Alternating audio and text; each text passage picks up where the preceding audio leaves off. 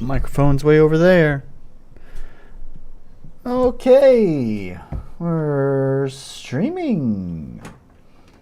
And got everything mostly set up. I actually remembered to do it and had time to do it too. That's the most important thing. Alright, so I got something I've finally wanted to talk about that I've been just waiting on that I finally get to do during this stream, but we're not there yet. Today, instead, we're gonna start off with a game called Poppet Quest. Coincidentally, the Nerd Mansion's here already. Very nice. Poppet Quest is by this dude. Oh my gosh, I wish I remember his name. He's very active on the RPG Maker forums, sort of. Like, he has a lot of posts, but I mostly now only see him making posts in, like, the status. It seems like at one point, because he has, like, on his profile, he has, like, 1,000 or something posts. And I think he started the community lighting plugin, which is a pretty important plugin. I never actually changed community lighting. I still use Terex lighting because there are some things about Terex lighting that I prefer, especially the way that it handles the handling of rendering the light mask. Anyways, that's besides the point. He's a pretty active guy, and I just coincidentally yesterday I saw him bump his game, and so I decided, well, what the hell, let's go ahead and just check it out. And so rather than talking a bunch, we're just gonna dive right into his game and start off with Poppet Quest, which is I know he does some wacky ass shit with RPG makers, so this is not going to look like your typical RPG Maker game. It is RPG Maker, but I think he has, like, yeah, he's got all sorts of, like, weird generation, like, effects going on. He uses a lot of particle system. I think he has, like, a huge tutorial system on, like, using tutorial on like using particle systems in RPG Maker. I think he uses higher frame rate pre-rendered graphics. So I'm not sure how he does it, but I think he might take his sprites and like pre-render them in a 3D engine, and then like I said, it has a higher frame rate too, so I think it's like a full 30 frames on the animation or something. So like I said, it doesn't at all look like an RPG Maker game, but it is, I assure you. I'm pretty sure it's MV, but I'm not 100% sure on that. We'll have to take a look. So anyways, let's get started. Press OK to leave the box. Is that space? Now here's the question. You're gonna do a wacky thing with the menu. I don't know what any of these things are. I can make guesses at what they are. No, I actually, no, I can't. Oh, look at that, like, MV, just that default looking, but it's a very default looking, like the little flash where you click, but it moves everywhere, like it's grid free, which is pretty neat.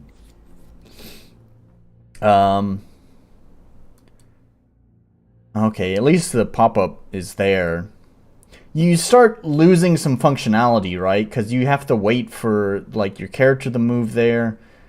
The flashes are kind of nuts, honestly. Like, it gets way too intense. It's way too bright on those flashes. It's cool, like, don't get me wrong. Like, this is like one of those kind of games where it's like, wow, it's really cool you can do that in the engine. I'm gonna have some questions about whether it's actually a good game. Impressive from a technical standpoint, but I'm starting to get, I've always kind of wondered whether it's, as far as a game goes, how good it's gonna be. And like this, I feel like that's sort of inconsistent behavior right there. See, if you're gonna have this kind of like movement on the menu, I feel like activating it with the mouse makes the most sense. But I'm guessing it's not mouse activated. I'm gonna have to press an OK key. Okay. Look at this. Fuck is this, dude? fuck is this default ass options menu? Alright.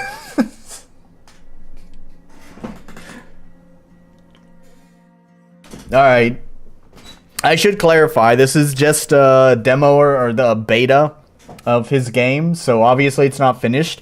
I would hope in the final product, we're not, despite all the custom work with particles and 3D assets and all of that cool stuff, that we take the time to actually implement the actual options menu and not just the default terrible options menu here. And you also, it still behaves the same way too, so it's like you have to basically click on things twice in order to you know, change to adjust them, because you have to click on it to highlight it and then click on it again to change what it is. There's not like a mouse hover over thing. So we don't have any rebindable keys. I know that this game is going to not use your typical RPG Maker keys, which is good, but I always have to say this. I complain about rebindable keys not because I demand using WASD. I talk about rebindable keys because I want to be able to play the game comfortably, and that requires, sometimes that may require rebinding keys. Other people may not like your default setup for keys. They may be using a wacky ass keyboard layout. They may just not be able to use some of those keys because of a disability, or they may just be more comfortable with keys being laid out in a different way. I don't know, but either way, not having rebindable keys sucks. I haven't even started the timer, so he's getting a bunch of extra free time. Isn't that neat? Alright. I just realized the icon in the taskbar is different too. It's interesting. Here, I'll actually not do full screen. You can see down here that it's like not your typical RPG Maker taskbar icon. But it doesn't look like a game icon either. It just looks like maybe something else. So what's this? That's gonna be quit. That's options. Continue. To me, this is really, really nitpicky, so very easy to ignore. I would prefer, first of all, this is not nitpicking. I would prefer if these labels were present at all times, so I wouldn't have to guess. You already have the delay of like navigating the menu by waiting for the ghost to get there. But if you at least had the labels there already, then at least I would be able to move the ghost right to where I want to go. I don't have to like guess to figure out which one is the right menu. Honestly, this feels like a really clunky menu for an established norm. It's just like showing off for the sake of showing off. But anyways, now the nitpicking thing I was going to say is that the order feels really backwards to me. I really feel like that like new game and continue game should be over here, you know, going from a left to right arrangement instead of a right to left. But like I said, that's the really nitpicky thing. I've also seemed to have landed like right in between a hitbox here, so we have this we have this disaster going on. Is it slowly growing? I feel like the effect is slowly growing out. It's definitely blowing out. It's super fucking overexposed. It's kind of like your classic like DX9 additive effect, honestly, because a lot of the additive particle effects with DX9 would kind of get overblown in exposure like that. Oh, it's not enter. Oh, okay, what's this? That was weird. Kind of cool. Nestled against the sea lies the port city of Weeping Shadows, mountains towering like ominous watchers behind it, encircling its sides and an earthly maw ready to snap shut at a moment's notice.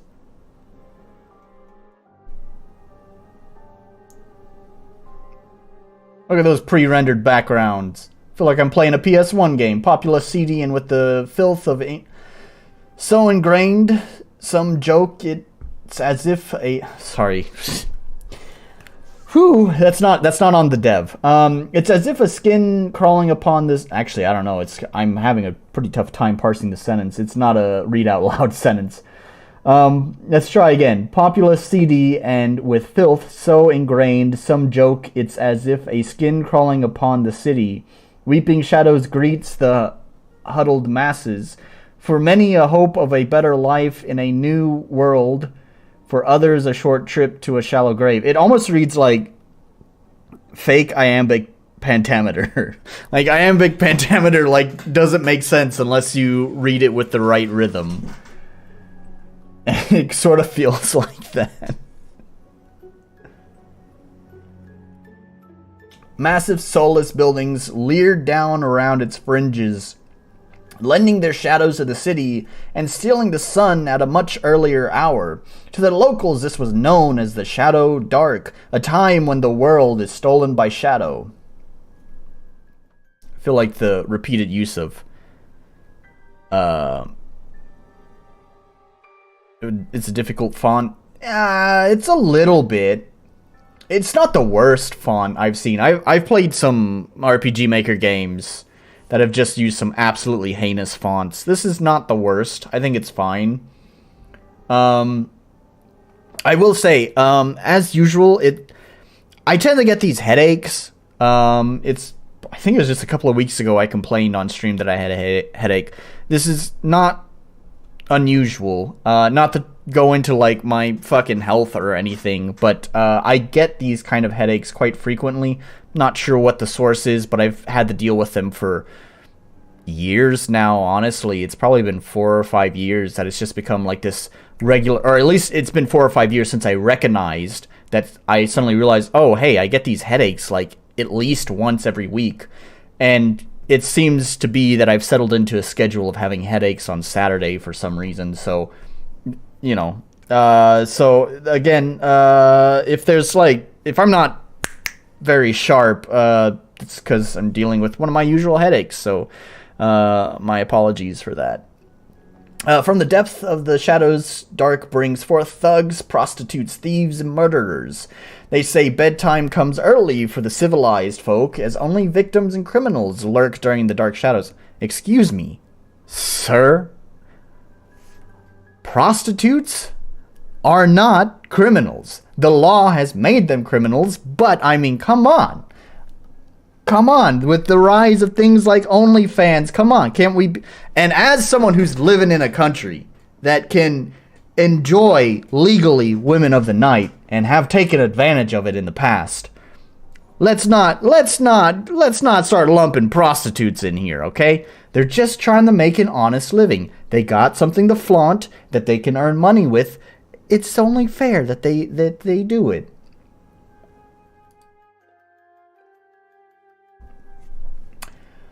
It's in the shadow, dark... Oh my gosh, I just spit all over my keyboard. That was wicked.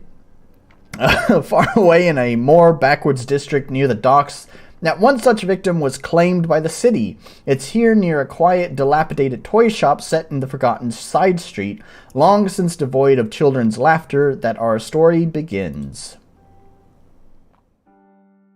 It's here where you died. Or did you? The world's a curious place. Even in the darkest of souls, there is a bit of light.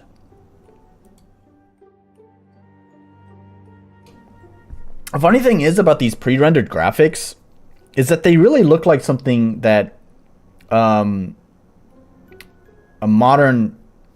modern computers should be able to handle rendering in real time. And the funny thing is I know the guy plays with Unreal because I saw him make a post about it today on the RPG Maker forums that he's going to play around with Unreal. So it sort of begs the question why he doesn't just do Unreal. If he can render these graphics, like these are not like high fidelity graphics that you would need to like pre-render. Because that was sort of the thing with pre-rendered graphics, you know, back in the 90s, is that often the graphics were such high fidelity, you know, they would be of cinematic quality, basically, the fidelity within the graphics. Obviously, the output resolution is not cinematic quality, but that's beside the point. The graphics themselves were cinematic quality, But because they are pre-rendered, all you're doing is rendering a JPEG. You're not rendering the actual graphics in real time. So, I don't know. It's just, to me, it kind of strikes me as strange that if the guy has the skills to, is familiar with Unreal, I don't know why he uses such a... he uses this engine. And uses, like, he has these graphics that I think most computers can handle rendering in real time.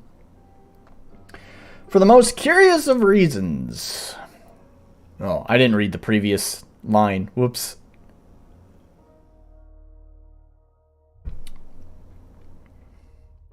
Got all the effects going on. Oh, here's this thing again.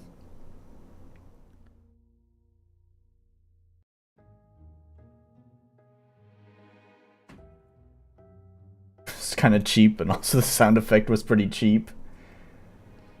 It didn't seem like there was a lot of gravity. How did I get here?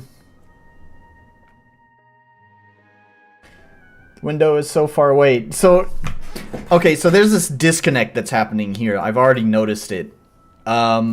This is the problem with using, like, higher fidelity graphics, too. It's easier to get away with, like, pixel art and having, like, no between frames between, like, rotating the character. Excuse me. But it's kind of like the higher fidelity you go with your graphics, the more realistic they look. The more jank it looks when characters will just snap in a single frame left to right without any sort of in-between of them turning left and turning right. So it's... I just noticed it there. It just looks so odd without those in-between frames.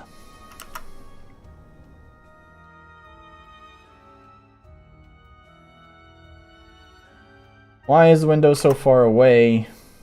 So I must reach it. Wait, why must I reach it? Don't question it, reach the window. Yes, the window, I must reach it. Good, good, do not question. The window, it's all I need.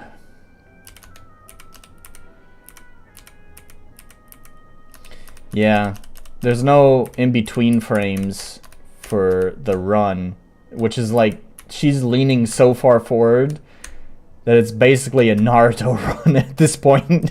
You just need to throw the arms back.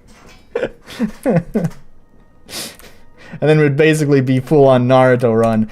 And she looks like she is like, that pose looks like she's really fucking gunning it. But the speed is like in slow motion.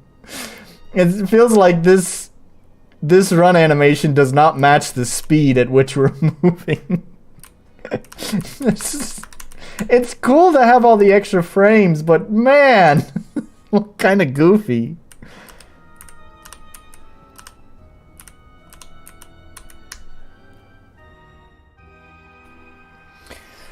What are these strange scenes? Is that me? They do not matter. They are not the window. And I can click and hold. Oh, interesting. Wait. Is there? Oh, there's an up and down too. Oh, that looks weird. I feel like... Does she actually grow in perspective as she moves closer? I don't think she does. So it just looks kind of strange. I don't know, man. Again, this is like, it's like from a technical level, this is cool, but I don't know, it looks so strange. And this is not looping correctly. I don't know how well... Yeah, you can see that in OBS. Yeah. So you guys should be able to see that. You can see, like, the lighting just, like, snaps. So, there.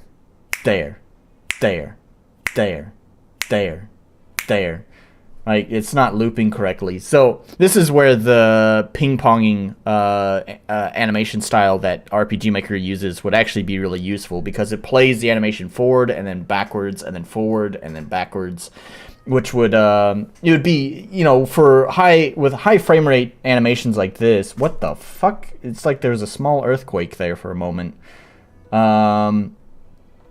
You know, with high frame rate animations, it's going to be very obvious where it goes backwards, because it's not like a sinusoidal change. It's a very linear change, so you just have a sudden jarring shift back in the other direction. You don't have a like gradual change and then gradual back and gradual change and gradual back, you know. So it would still be more obvious, but at least it would not be quite so distracting. All I need to know is at the window. Let's not linger on the animations too long. What happens if I just like go up? Will she still talk? Okay, yeah. No, blah, blah, blah.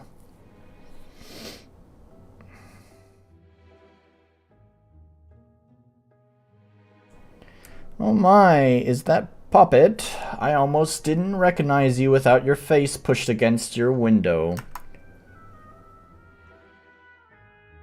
Who is talking? Am I talking? I'm so confused. No, it's only me. I must return to my window. You mean this window? Window, oh how I've missed you. Ouch. It's solid, I can't pass. You lied to me, talking painting. Give back my window.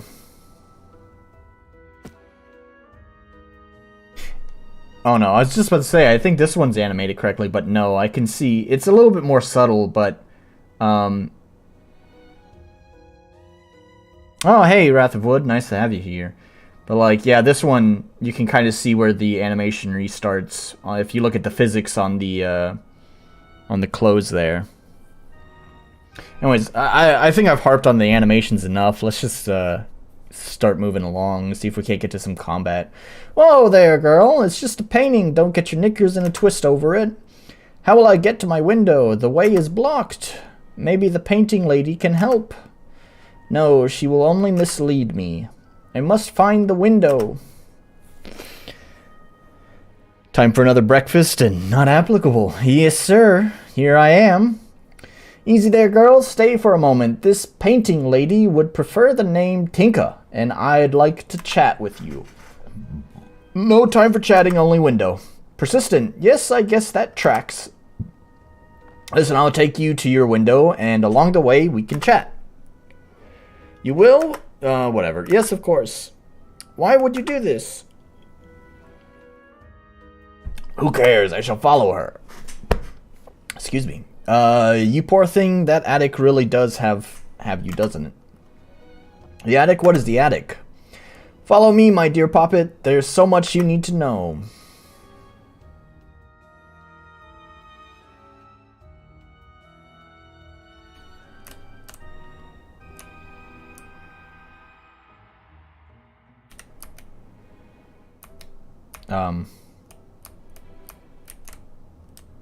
Do I just talk to her? Is that... Okay, there we go. Every night since you got here, you've stood on a table staring out a window at the stars. Since I've got here, I've always been here, I have always had the window. The attic wants you to believe that, but I've seen all of you arrive. There was a weird flash. It seems like it took a moment to load in the new effect. There's got to be a way to smooth that out. I can't entirely blame that on the game, but because that's just probably an engine limitation. It always tweaks out a moment whenever it's loading something. But you could definitely smooth that out with maybe some crossfades or something. Well, at least her. Let's not talk about her. She could be listening. And she'll stop you from reaching your window. No, window! Exactly, so let's keep going. To the window! To the wall! Cool, I like how I went one way and now I'm going back the other way.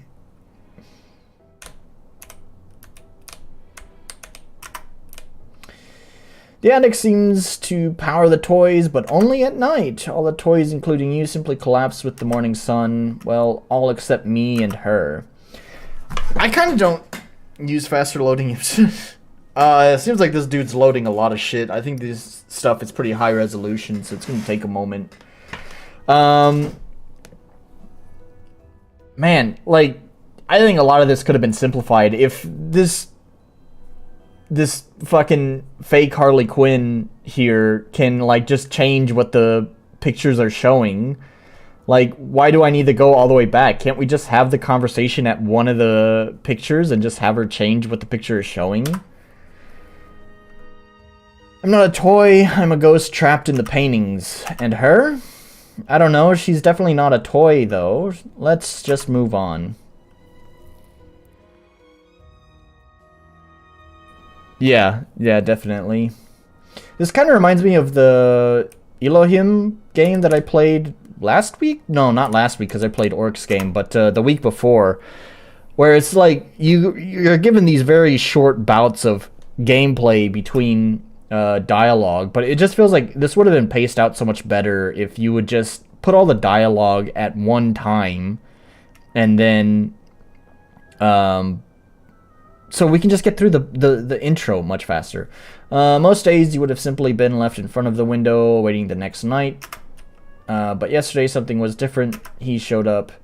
He, her, the window, take them. Why does nobody have names here? Truthfully, I don't know his name. I call him the toy maker, though I've never seen him make a toy. He arrives periodically carrying new ones, then he leaves them in a particular spot and never moves them again. Try not to separate your sentences across two message boxes. Well, until you, that is. Why me? That is the question. That is definitely the question. Talk, talk, walk left to the next painting, talk, talk. Yes, that's exactly what it is. Come along, Poppet. And I don't see any reason for it being like this. It also feels really weird because I don't know when you got here, Wrath of Wood, but basically we started the game at all the way to the far left of this room. So basically what it's been is we walked all the way to the far right of the room, met this, bargain bin Harley Quinn, and then she started walking us back to the right of the room. So it's kind of like we're undoing all the progress, but now have a bunch of dialogue in between. There's something about the parallax mapping that, like, it, like, has to shift occasionally. I don't know, man. Our window is the other way. She isn't taking me to it. I don't trust her. You know, I can hear you, right? She's on to me. Yes, okay, yeah, I already brought that up. Yeah, a lot of the animations in this are kind of jank. They have, like, higher frame rate animations, and it's clearly pre-rendered 3D models, but there's no between frames, which you can get away with that when it's, like, pixel art, but with these high resolution models, it looks really weird not having, like, turning frames for the character. Even if it was just, like, 3 or 4 frames of animation of them turning, you know, that would be a lot better than them just snapping left and snapping right. And then, yeah, as you already pointed out, the running animation, like, you have, like, this, basically a Naruto run, but you're moving at, like, walking speed. It looks ridiculous. The attic really does do strange things to toys. On the plus side, the longer you deny your curse, the more sane you'll become. Well, hopefully. Nobody has ever lasted for very long. One of the Annies with a funny hat came pretty close the whole night once, though. Crazy. What's an Annie? We's a little cannibals, best to avoid them. Anyways, the toy maker picked you up and seemed to examine you for a while. To be honest, I have no idea what he was looking for during the day. You're just an ordinary doll. The curse only takes hold at night, but he's never here then. Only she is. You keep talking about her, but why not? Oh, I missed that. Whatever. There's a lot I don't know about her, but whatever dark power is cursing all of us, I believe it's coming from her. Like many here, she doesn't have a name. It's not like she'll talk to me either. The one time I've tried, she broke the painting. I will say, I mean, there's a lot of cool stuff that's going on. A lot of cool effects. I kind of like the glow around the text. It's a nice, subtle touch. And it's also a nice change of pace from the outline. I hate the default outline draw method in RPG Maker. It just looks terrible to me for some reason. I've disabled it, but that causes problems because the outline is useful for creating contrast between backgrounds, and without the outline, you don't have that contrast. But I just hate the outline draw method. So I would prefer to replace it with like a shadow or a glow. I wonder if and when we will meet any of these things. Yeah. Well, I don't know if we're gonna get to it in this stream, considering I have 11 minutes left. Keep her away from my window. Yes, the window must be safe. Don't fret, she wouldn't break the windows. She wouldn't want to let the toys out, but I do. As best as I can tell, she's keeping us trapped here, all of you trapped in a loop, while I watch helplessly. Until tonight, that is. What is the difference about tonight? Come along to the last painting and I'll show you.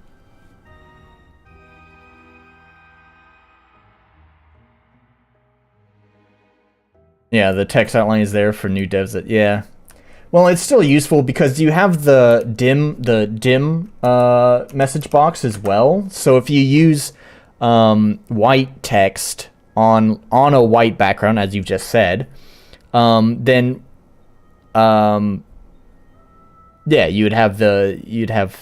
it'd still work on the dim, but with because I use a light theme in my game, which is why I've had troubles with this exact thing.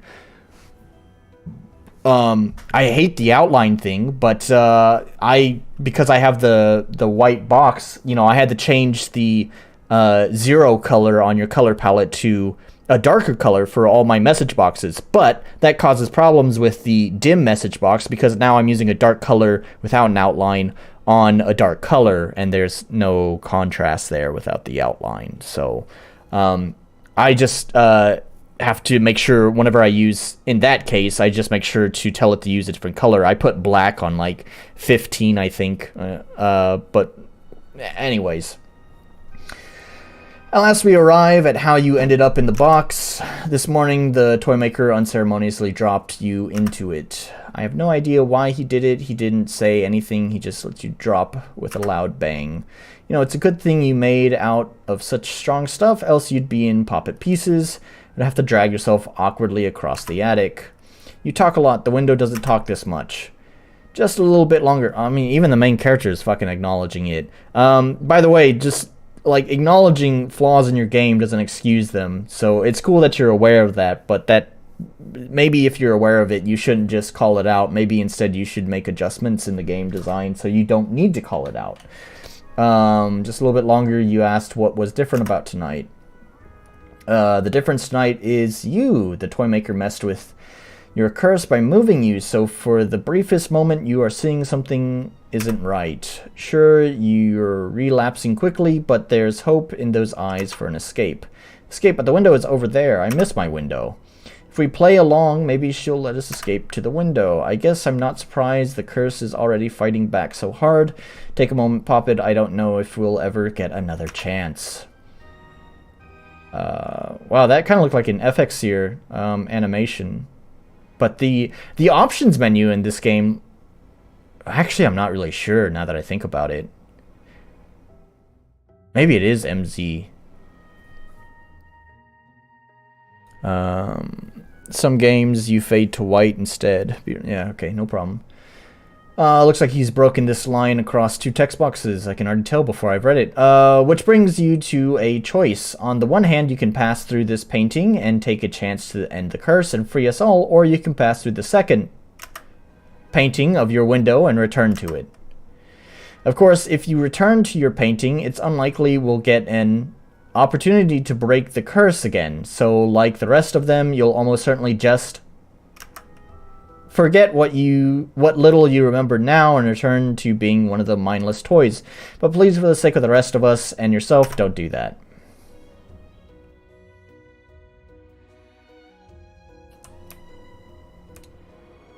Attempt to save yourself. Should I enter the portal? Yes. Are we going to finally see some gameplay?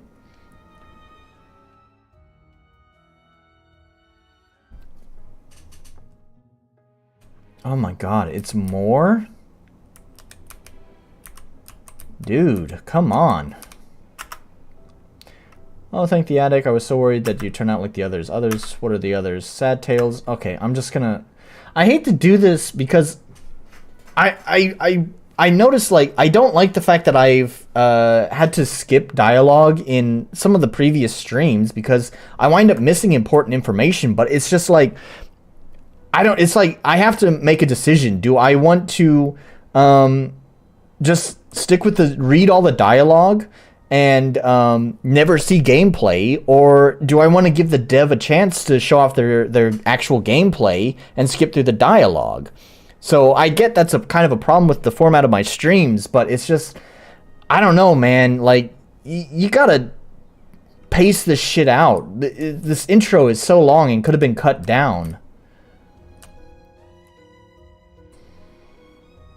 And I don't know what to do now. Oh, okay. Wait, is this just... I mean, it looks the same. Is this just the... What was the point of talking to... Oh, that was weird. There's voice acting for that. But nothing else. Yeah, the game is oddly silent, too. I was going to point that out, but I was just... too caught up with reading all the dialogue.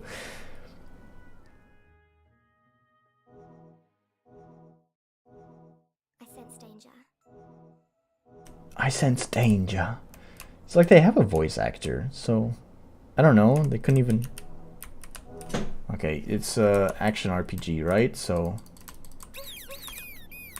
okay. Huh? Oh, okay. Does she shoot where my mouse is pointed? Sort of. That... Ooh. Okay, that moves really fast. That barely gave me a chance. Those guys move quick.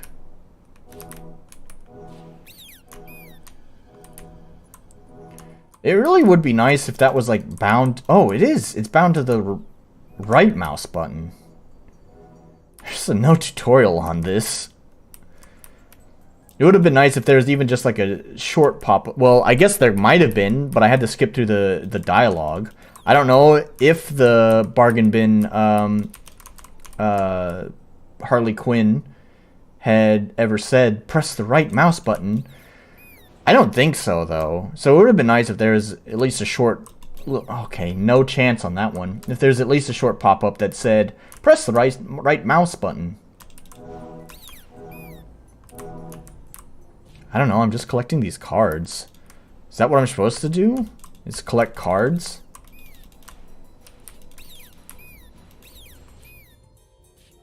Finding your fortune, locate the missing 22 tarot cards. Alright, I see. This is gonna be really annoying. This was, I'm wondering if this is going to... I hope you put more than 22 cards in here. Because, there's always this problem with this kind of game type of, you know, basically seek and collect or destroy everything on the map, where inevitably you leave one thing behind and then you have to backtrack and spend a lot of time just wandering around aimlessly looking for that last little thing that you had forgotten. So at least if you put more than enough on the map, then it would be less likely that there would be something just left behind and forgotten that would wind up resulting in the player spending a bunch of wasted time searching for that last little thing. It's like a little thing stuck on the screen here. I don't know what that is. Oh, I just realized, I think that's like a miniature Harley Quinn? I don't know what she's doing there, though. This is all...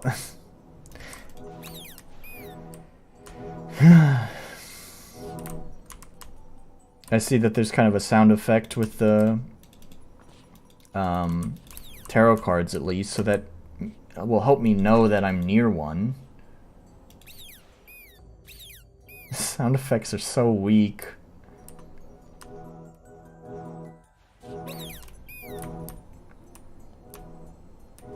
So, what I'm... This is not exhilarating at all. This is like, again, from a technical standpoint, this is impressive. Like, this is really cool that he did this in RPG Maker of all engines. But gameplay-wise, it's not compelling to me.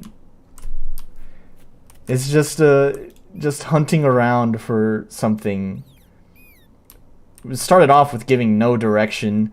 Looking for 22 cards for your first level. That's a lot. And I have one skill, I assume? I mean, there's no tutorial given. No explanation on what the quest is. No tutorial given.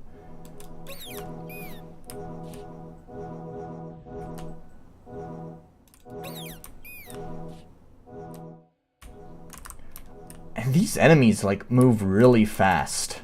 Like, sometimes it feels like they spawn right in front of me. And they just spawn right in front of me and then move straight at me in a beeline. And, like, gives me no chance. Especially because this attack is slow. It's even worse because... oh, it's not doing it now. I noticed earlier... Like, if the character's not facing... It seems to be okay. Is it when I was pressing 1? Hang on. I don't know. Never mind. I'm not going to bring it up. Maybe I'm just crazy. So, never mind. Ignore that.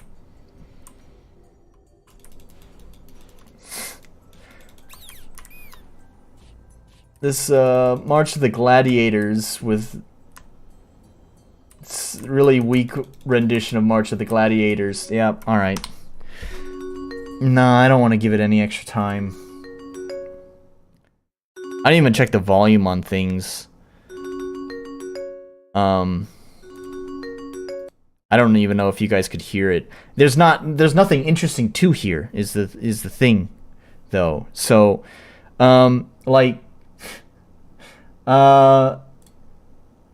There's nothing interesting to hear. It's like a really weak rendition of March of the Gladiators. Is it March of the Gladiators or right? What is it? I'm pretty sure it's called March of the Gladiators. Let's look it up. March of the Gladiators. Entry of the Gladiators. That's what it is. You'll recognize it. Everyone knows the song. So anyways, there's just a really weak rendition of Entry of the Gladiators playing. And, yes, I don't know. The attack is, like, there's no impact to the attack. The attack moves really slow, but the enemies move really fast. Like, I don't know why this is the thing that popped into my head. It's kind of like, if I saw this guy, and I was an employer... looking to hire someone to help me make a game, he would be hired. He would be hired to make things look good. But he would probably not be hired to be the lead game designer. Because from a gameplay perspective, it was not the most compelling thing. And I know there's like... There's sort of this stigma that I think is kind of amongst my group of... peers, other streamers that feel like the intro to your game needs to be pretty quick. I don't necessarily agree with that. I do think, however, first of all, long intros just not great for the format of this stream, of course, because I wind up spending the whole intro just reading dialogue and not actually playing the game. But yeah, you have your intro and get it done with. You know, I feel like you shouldn't have the player constantly do intro and then walk, do intro and then walk, do intro and then walk. Like, I think the limit might be one time do intro and then walk, and then do intro. You know, like, that's it. Because after that point, it just starts to feel like you're just, like, not letting me play your game. We didn't really look over the store page. We can look over that real fast. The store page is not too terrible. It's also pretty thematically consistent as well. Again, staying consistent with making things look pretty good. In a relative term, I should say, look good and is pretty relative here. But anyways, I'm not going to read through it because at this point it's currently at it. Combat. We should actually read through some of this. Currently at it. Combat areas are entirely randomly generated. Top-down action RPG gameplay. Two-dimensional story areas. Oh, okay. I thought he was describing his story as two-dimensional. It's like, sometimes like never mind. Anyways, tarot minigame, custom graphics, unlockable new things and areas by saving your friends, magic-based combat, currently with 8 spells. Too bad I only saw 1 and it was really boring. And incorporeal ghost form, allowing you to fly and pass through objects for a limited time. Yeah. So, I should mention this dude often streams. Like I said, he often posts on the RPG Maker forums, and usually what it is he's just sharing his streams in the updated profile statuses or whatever. So, I guess shout out to his channel here, so you can see him do stuff if you want it, I guess. But otherwise, yeah, not my kind of game. Let's give it a ranking real fast, a grading. Polish is going to be a 0 for me. Accessibility is going to be a 0 for me. Clarity is going to be a 0 for me. Balance, yeah, it's going to be a 0 for me. Well, yeah, because because the enemies moved way too fast and your attack moves way too slow. It wasn't hard, but also at the same time, it's not hard, but I can easily see that escalating to an unfair point. It already felt kind of cheap and unfair, even if I wasn't dying. Just because I'm not dying doesn't mean it feels fair. So yeah, I'm gonna have to say no on the balance. Unique identity, definitely got that. That's for sure. Technical, it does technically perform, so yes. One thing I did want to check is, I know this was just a beta, so I don't know what the intent is, if he ever mentions what the intent is, whether it's going to be a commercial game or not.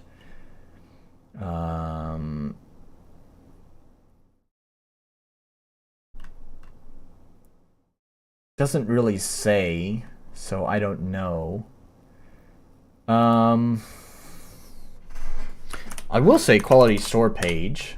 I'm gonna go ahead and say no on the commercial game. So yeah, so meh. That's my response to the game.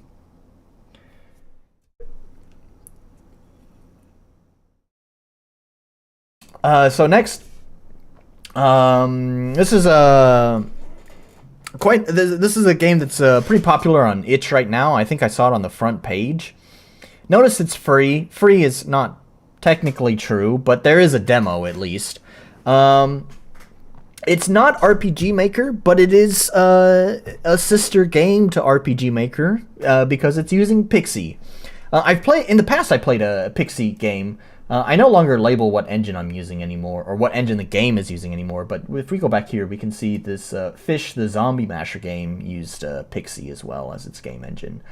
So, it's not RPG Maker, but it is using Pixie. Now, I am going to say something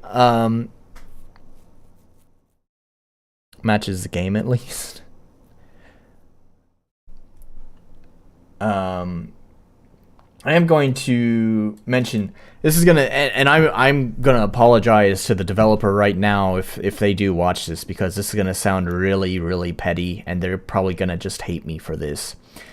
One of the main reasons why I picked this game, it didn't look the most interesting to me. However, he called out his soundtrack. I want to go ahead and I'm gonna go ahead and totally shove all of the blame onto WooTBM. In his most recent video, he said that, well, not applicable is the sound guy, so, you know, he's gonna be the one who has opinions on this kind of stuff. And the truth of the matter is, I very rarely actually comment on sound stuff. I mean, I do here or there, but I don't really, really go into it very often. I do really go into it, however, whenever it's part of the marketing of the page, because if you are using it as a selling point, then it damn well better be good. That is your selling point. Yeah. It has potential if they can improve this stuff. I'm guessing you're talking about Poppet Quest, and I will agree with that. Thank you for keeping it positive. You are right. It does have potential if they can make some improvements. That is absolutely for sure. Yeah. Because WooTBM called me out saying, well, he didn't call me out, but he did say that I'm the sound guy, and I comment on, I would have more opinions on sound. I felt like I'm not living up to the expectations of me, because I normally don't do this. So I specifically picked this game because they mentioned their soundtrack. And so I have already launched this game, and I already don't have a great impression, at least when you first launch the game. At least the soundtrack is free. Lots of side scrollers today. Very nice. Also, glad to see you here, John Mech. I'm not sure if you happen to notice what is in the thumbnail. I'm not going to go ahead and spoil anything, but you can use your eyes if you want to check the thumbnail. So anyways, let's go ahead and check over the store page real fast. This is a game based on Oddwarg Animal RPG, a 2003 Game Maker game by my longtime friend and mentor.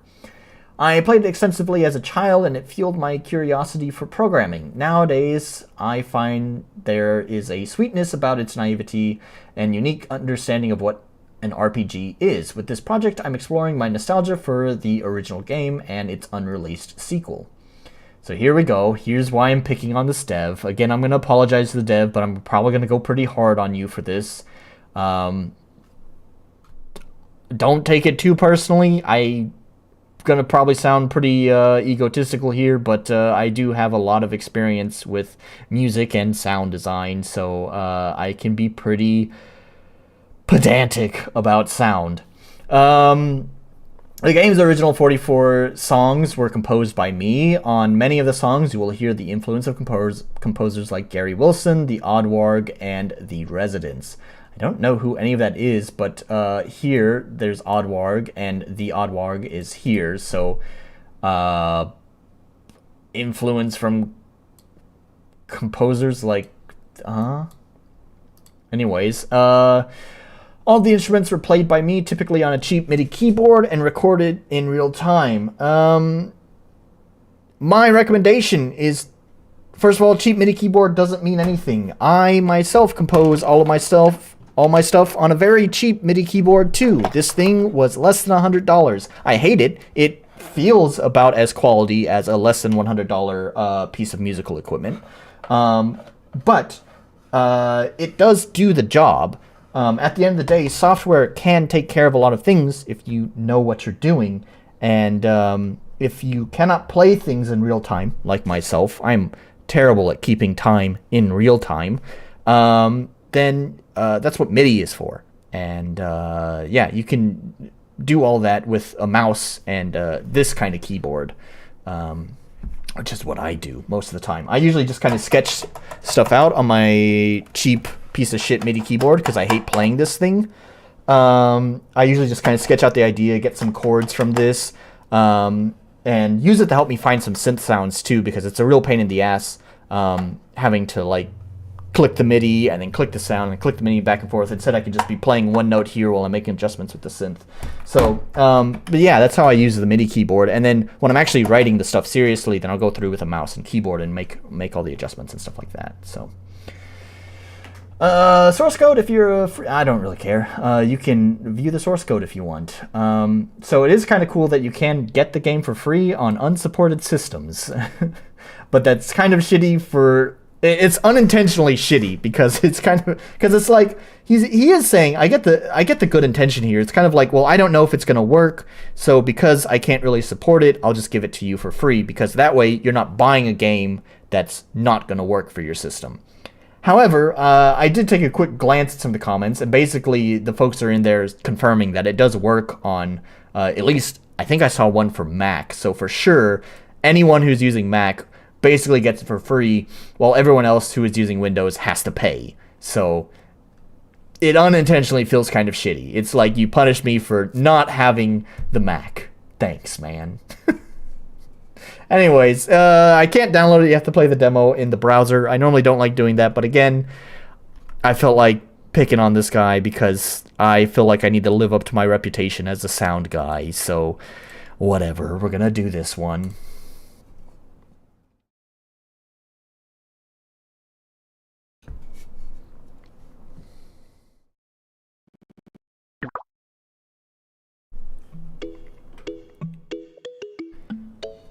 So, this is all I heard. I just launched a demo, and I just heard the main menu music. Starts off with, you know, this kind of a cute little sound. It's a nice little cartoony sound. The E-piano sounds a little bit cheap, but not terrible. Sounds a little RuneScape-y. Then this. This, like, koto. This really cheap sounding koto. It sounds like all really cheap sound fonts. And then something's going on with the drums here. This has definitely been played in real time, because those drums are not on beat. I don't know what's happening to the drums there.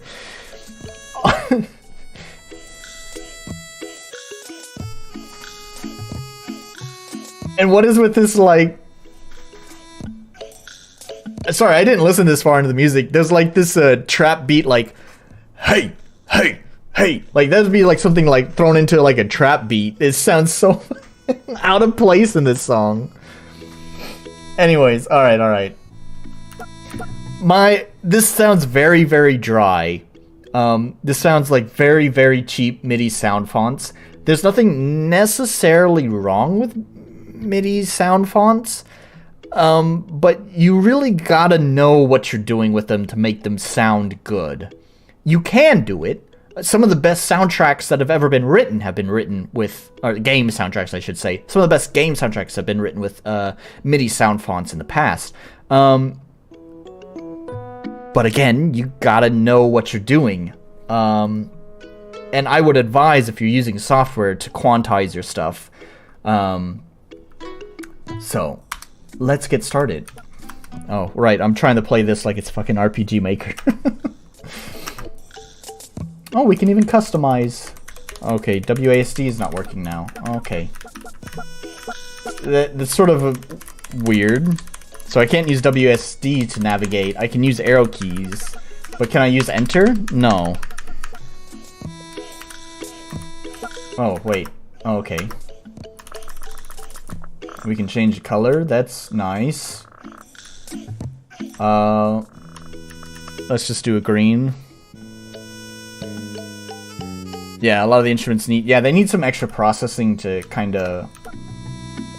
Yeah, fill out the mix a little bit, sound more full. I'm not going to spend a long time customizing this, but that's a cool touch that you can customize your little iguana. The feet bother me that they're so, like, different colored. I'm going to have a green iguana because I'm super, super original. And then we'll be done with this. Oh, there's a tail too? Okay, well.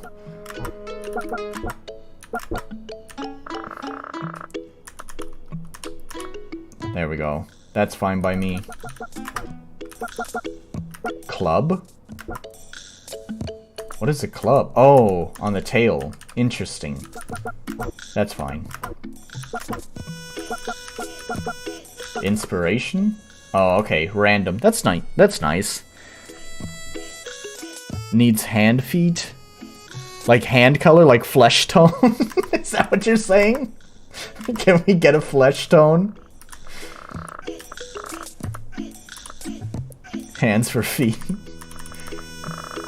We're like, I need to reduce the saturation a lot. Value is probably not the right word. I would probably call that brightness.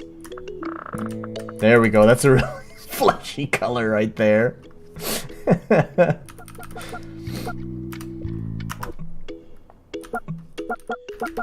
Actually, it kind of looks like he has fungus fingernails now.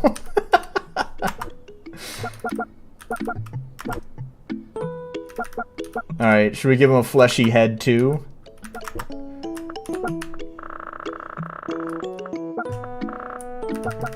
I think I need to turn that down a little bit.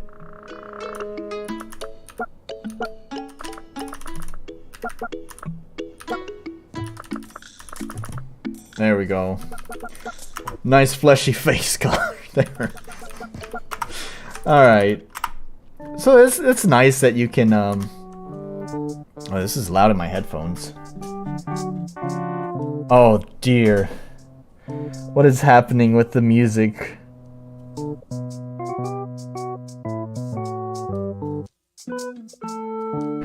Okay, anyways, a great evil has entered the world. You are the one who must stop the evil. You can walk with left and right arrows and jump with spacebar. To interact with an object or another iguana, press up arrow. So it is arrow keys. What? To duck, press down arrow. You have, well, to be fair, John Mech, this is not RPG Maker. This is using Pixie, but it's not RPG Maker. The songs. It kind of looks like my guy. Kind of looks like a guy on all fours wearing a fez. To use something or just I've totally missed all of this. In the town, there's an oracle if you need advice. Good luck. So it's like move. I think it said you. What a weird, like, what? You use, can I use, no, you can't use WASD. So you have to use arrow keys to move. But you have space? Okay, space is jump. Well, this is whack, man. This is whack.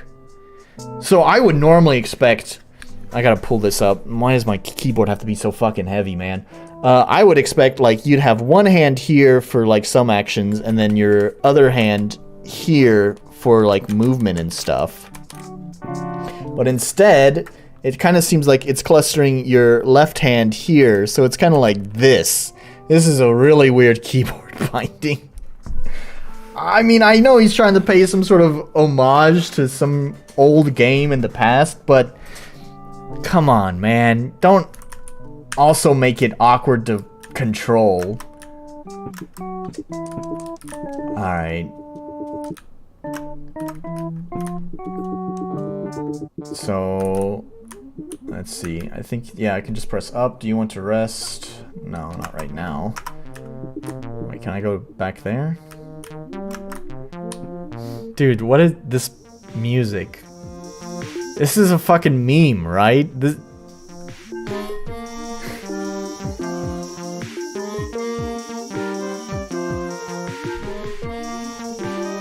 honestly, I'm sorry.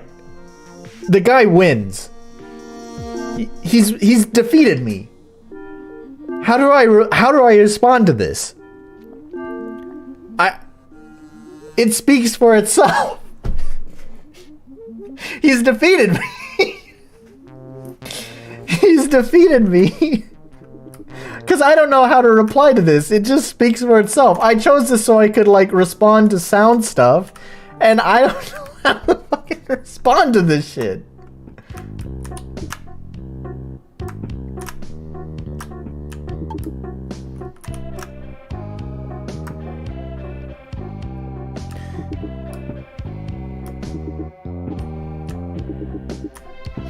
Wrath of Wood, that's not a terrible idea for a character creation thing, except it gets really out of hand the more, the more different variations you have. Like, if you're gonna try to do, like, sliders for colors and stuff, like, imagine having a 256 colors. You'd have to create 256 variables for each color, and for one object, what if you wanted to have different types of head and feet and bodies like that? So, I mean, that works for just, like, individual parts on a small scale, but on a larger scale, you need something much different.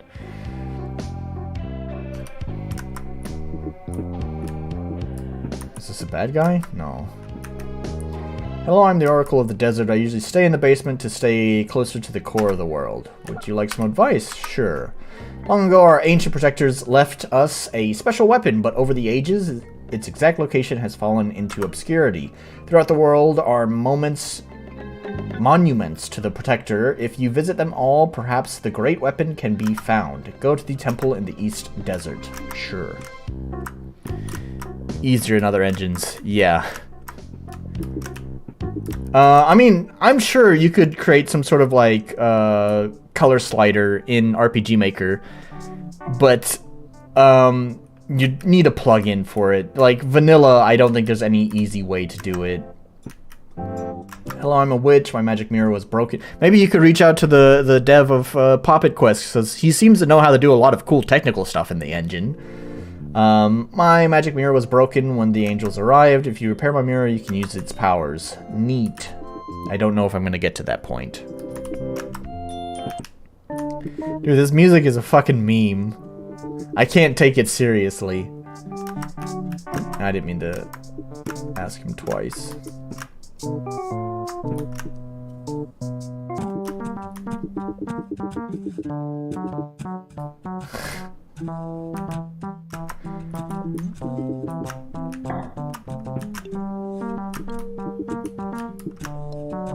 Yep, music's just iconic, huh?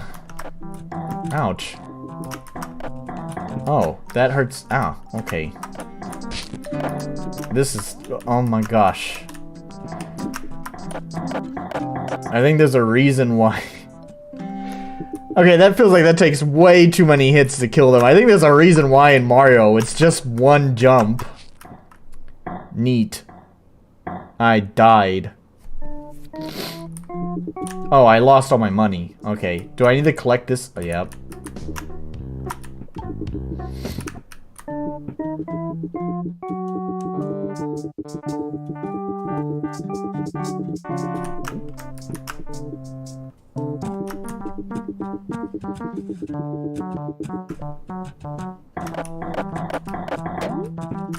Dude, that's a lot of hits.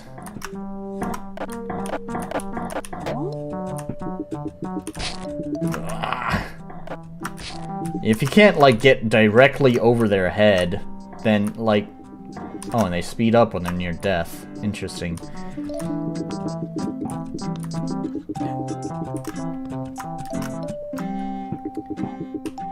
I wonder if they respawn when you refresh the map. Oh, I guess I fell asleep here when I realized it was unsafe to cross the desert. I am Digwa. My talent is digging things out of the ground. Can I follow you around for a bit? Sure. Awesome, let's go on an adventure. I got a party member! Woo! Can you dig this? People know that there's keys and chords in music that sound better together. I don't know about this guy. I don't know if he knows that. The potential of the mechanics he created is really great. There's a lot of things that could be done with a little more attention to detail. Are you talking about... you're talking about this game, right?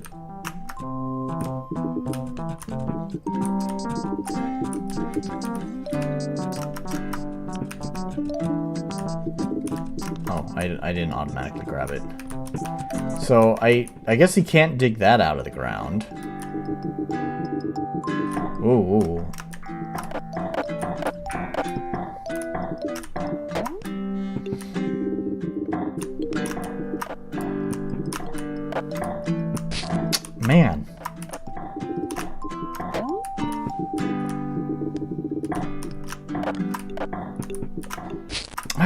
the fuck?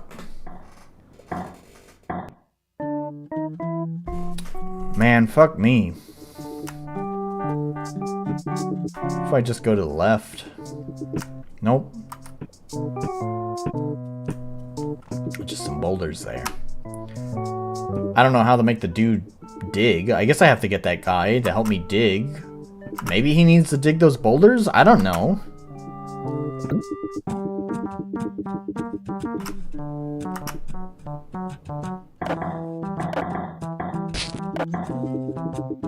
I'm not even gonna deal with them. There doesn't seem to be any reason. It's not like experience points as far as I can tell. Can I activate this? Oh, I can. Interesting. Oh, it's a Metroidvania.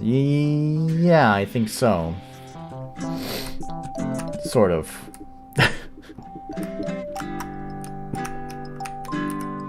Well, I guess I fell asleep here when I realized it was unsafe to cross the desert. Yeah. Follow me. Fuck. Well, that was a failure. Dig K. Yep. Okay, it's closed. Are any of them open? Well, what's the fucking point? To go left, you need the boulder gun.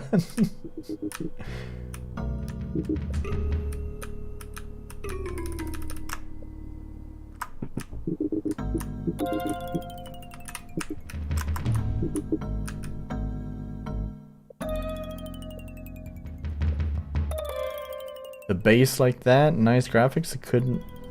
Yeah, it's a dumpster. It's art. Hello, Mr. Primo. Glad to have you here.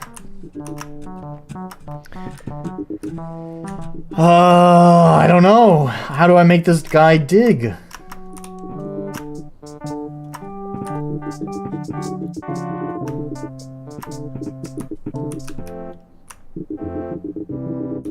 I have to fix that person's mirror, right?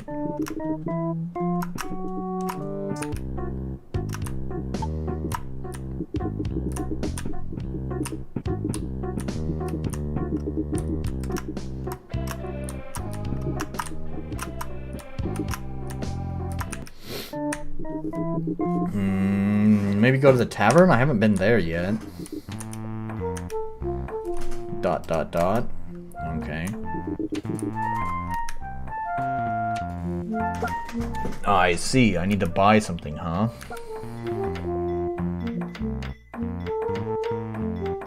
Interesting. Gradually lowers health, but increases running speed. Lowers gravity temporarily. Stores some health. Kinda need that. Increase maximum health. Increase damage output. I don't know, let me buy a couple of these. And then I'll buy one of those, I guess.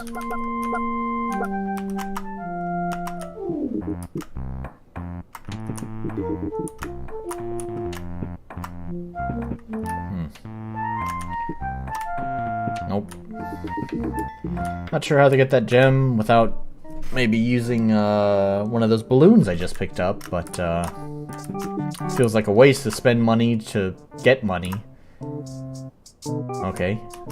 Dig.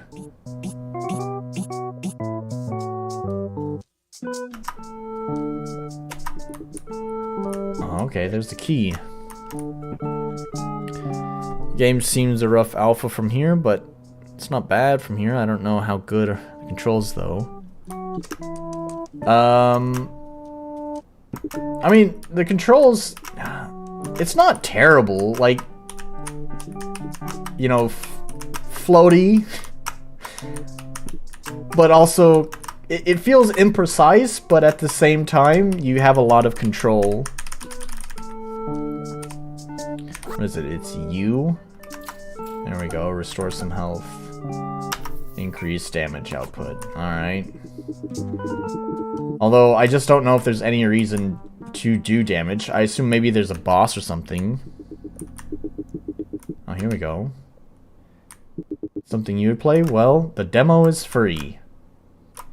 Actually, that's... I do wonder... Oh, I wonder if I can use the balloon. Nope. Well, that felt like a waste. Looks like you have control how it sounds. I wonder how long the balloon will... Oh. I picked up a flame. I wonder how long... Oh, there's a boss. Oh, can I... Oh, I can't jump on top of him? Okay, I see. I'd probably lead him to... No. I'd probably need to lead him to... Yeah, alright. It's not like an autosave or anything.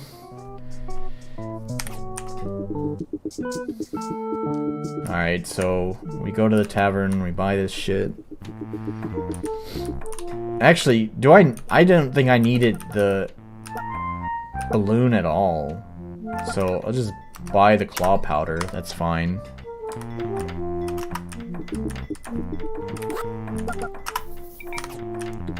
Although, I'm also wondering, like, maybe I shouldn't have. Maybe I should have bought the health upgrade. So I guess it almost kind of feels like, I wouldn't call it a rogue-like, but it's kind of has that whole thing where it's like, I guess you just need to, oh, move out of the way. You just need to learn what to do and do it all in one life. Because then you just have to repeat everything.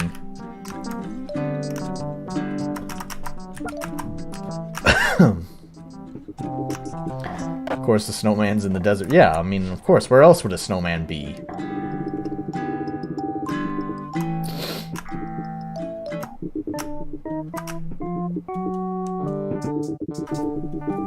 I got this sneeze that, like, it doesn't want to come out, but it's like right there on my nose.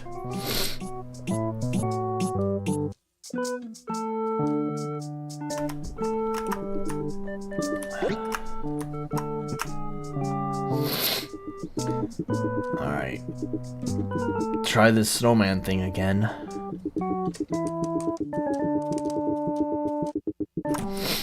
Ah, damn it.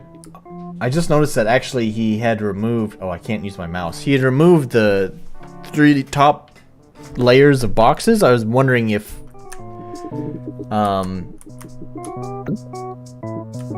if I waited for all the boxes to be moved, if anything would happen. Where does he go? He puts them there. I don't see anything up there, so I don't think there'd be any point to that.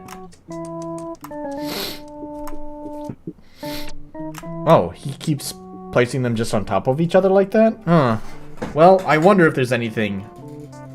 Well, why don't you guys just chat with me for a moment. Just tell me, how are things going for you guys? What's going on? How you guys doing? Anything interesting happening in your life?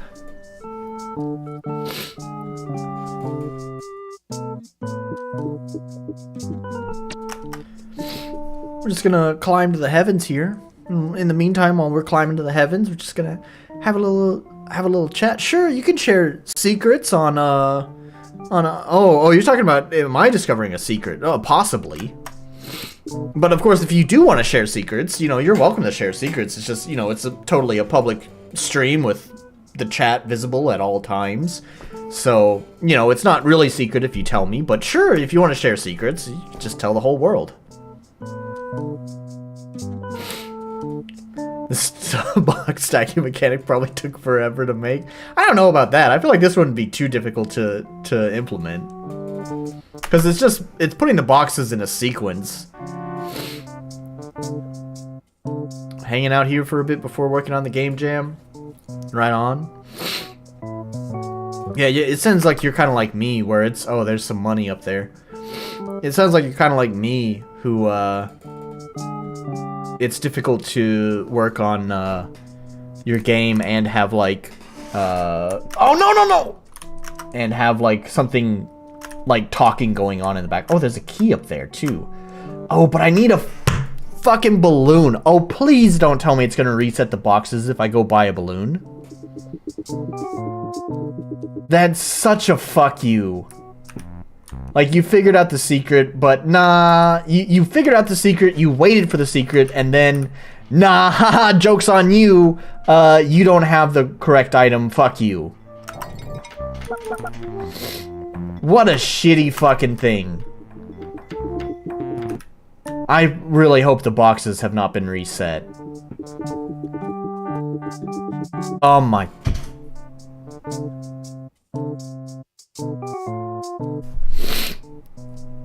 Ugh.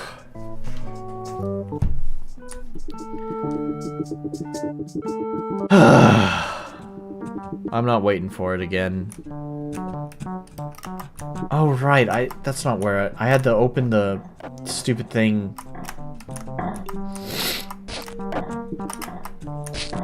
Oh my fucking god.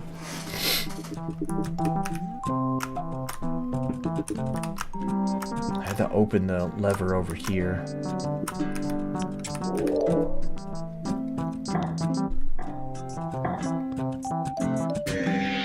Of course they are. Yeah, I've realized that.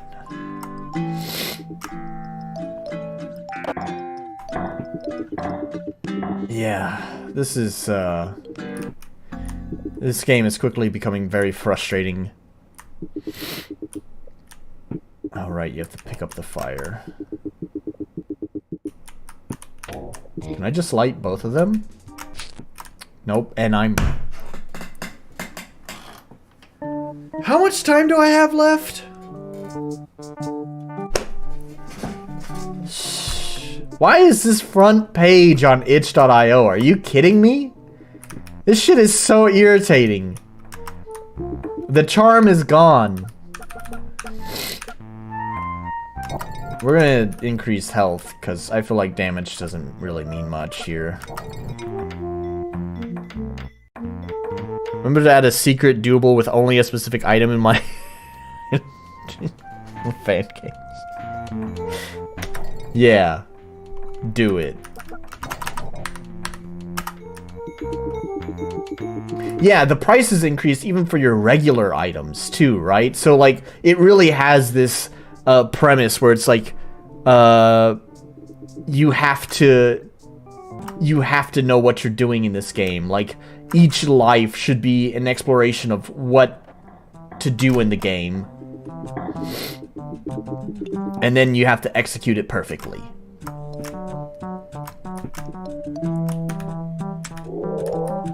God, man.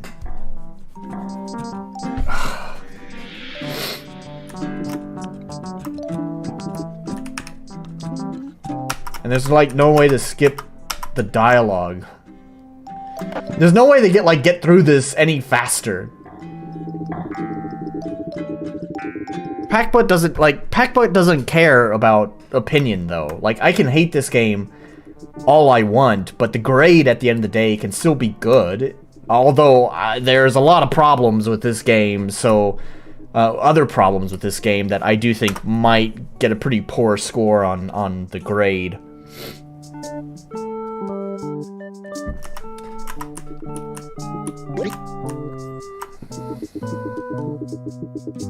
Alright, I want to see some new content. We're going to sit here and wait for the fucking boxes again. Do I have the balloon?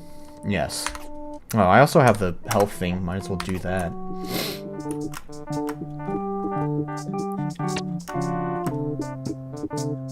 Just download it and try the demo commands. Terrible.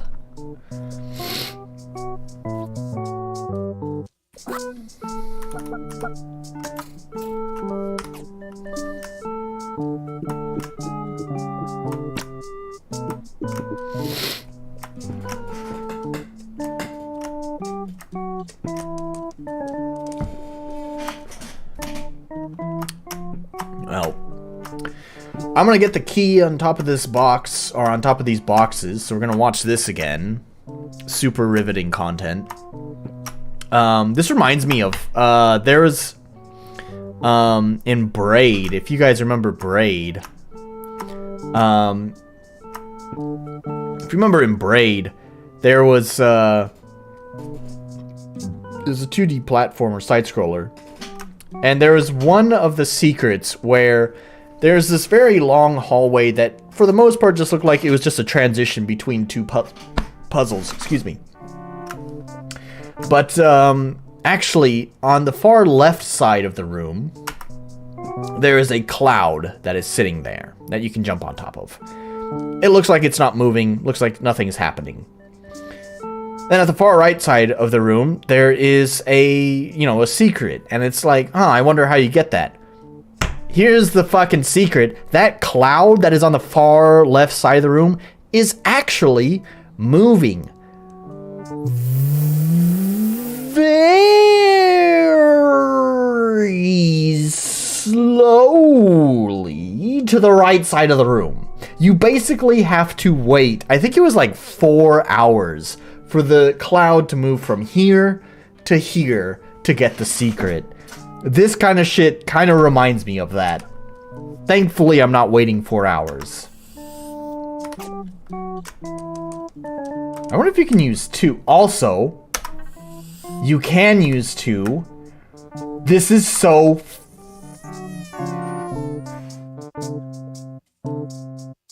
You're kidding me, right? You are fucking kidding me. It's not just that you have to remember to buy the fucking item. You have to know to have probably 3 of them, because there's no way I can reach the fucking key up there with 2 balloons.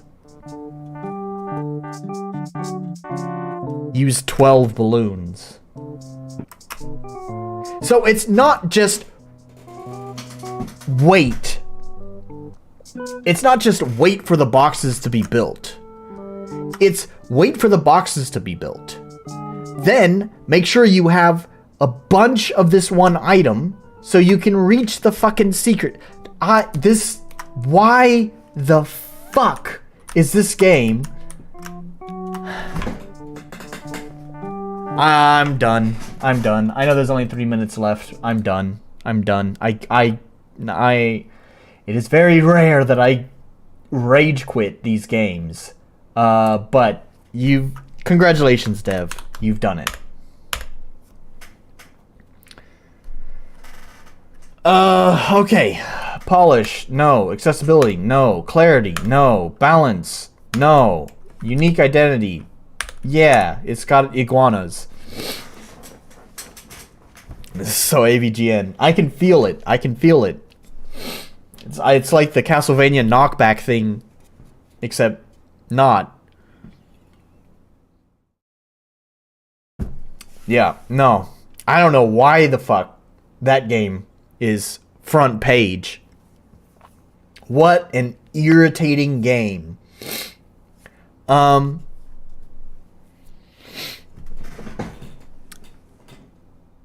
Man.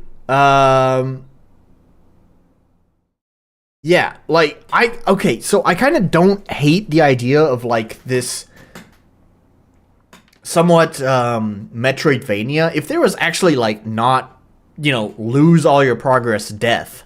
You're gonna have to excuse me for a second. Sorry, my nose, allergies, spring sucks.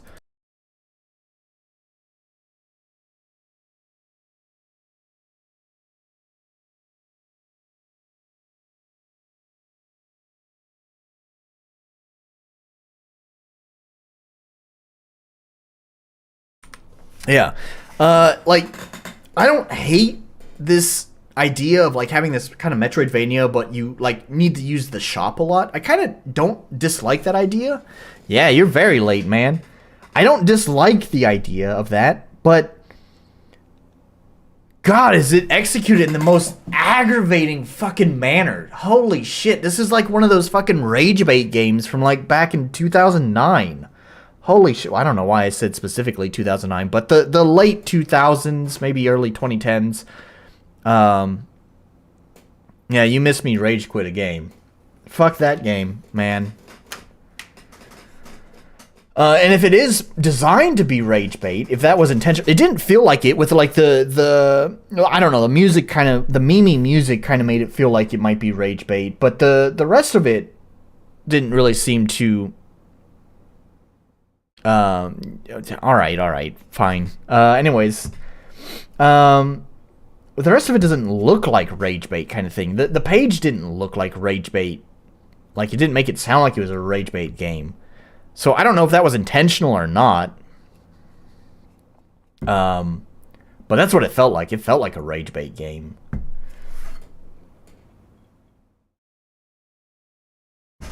Okay. That's fine. We finally get the soundtrack honked. We finally get to the thing I wanted to talk about. I've been waiting for this shit for like 2 goddamn months or something, I think. Yeah, almost 2 months. Holy shit. No, never mind. 1 month. It's been a month. Okay, so story time before we move on to the next game. Oh, I forgot to stop the timer. Well, there we have it. I spent the last 3 minutes raging about that game.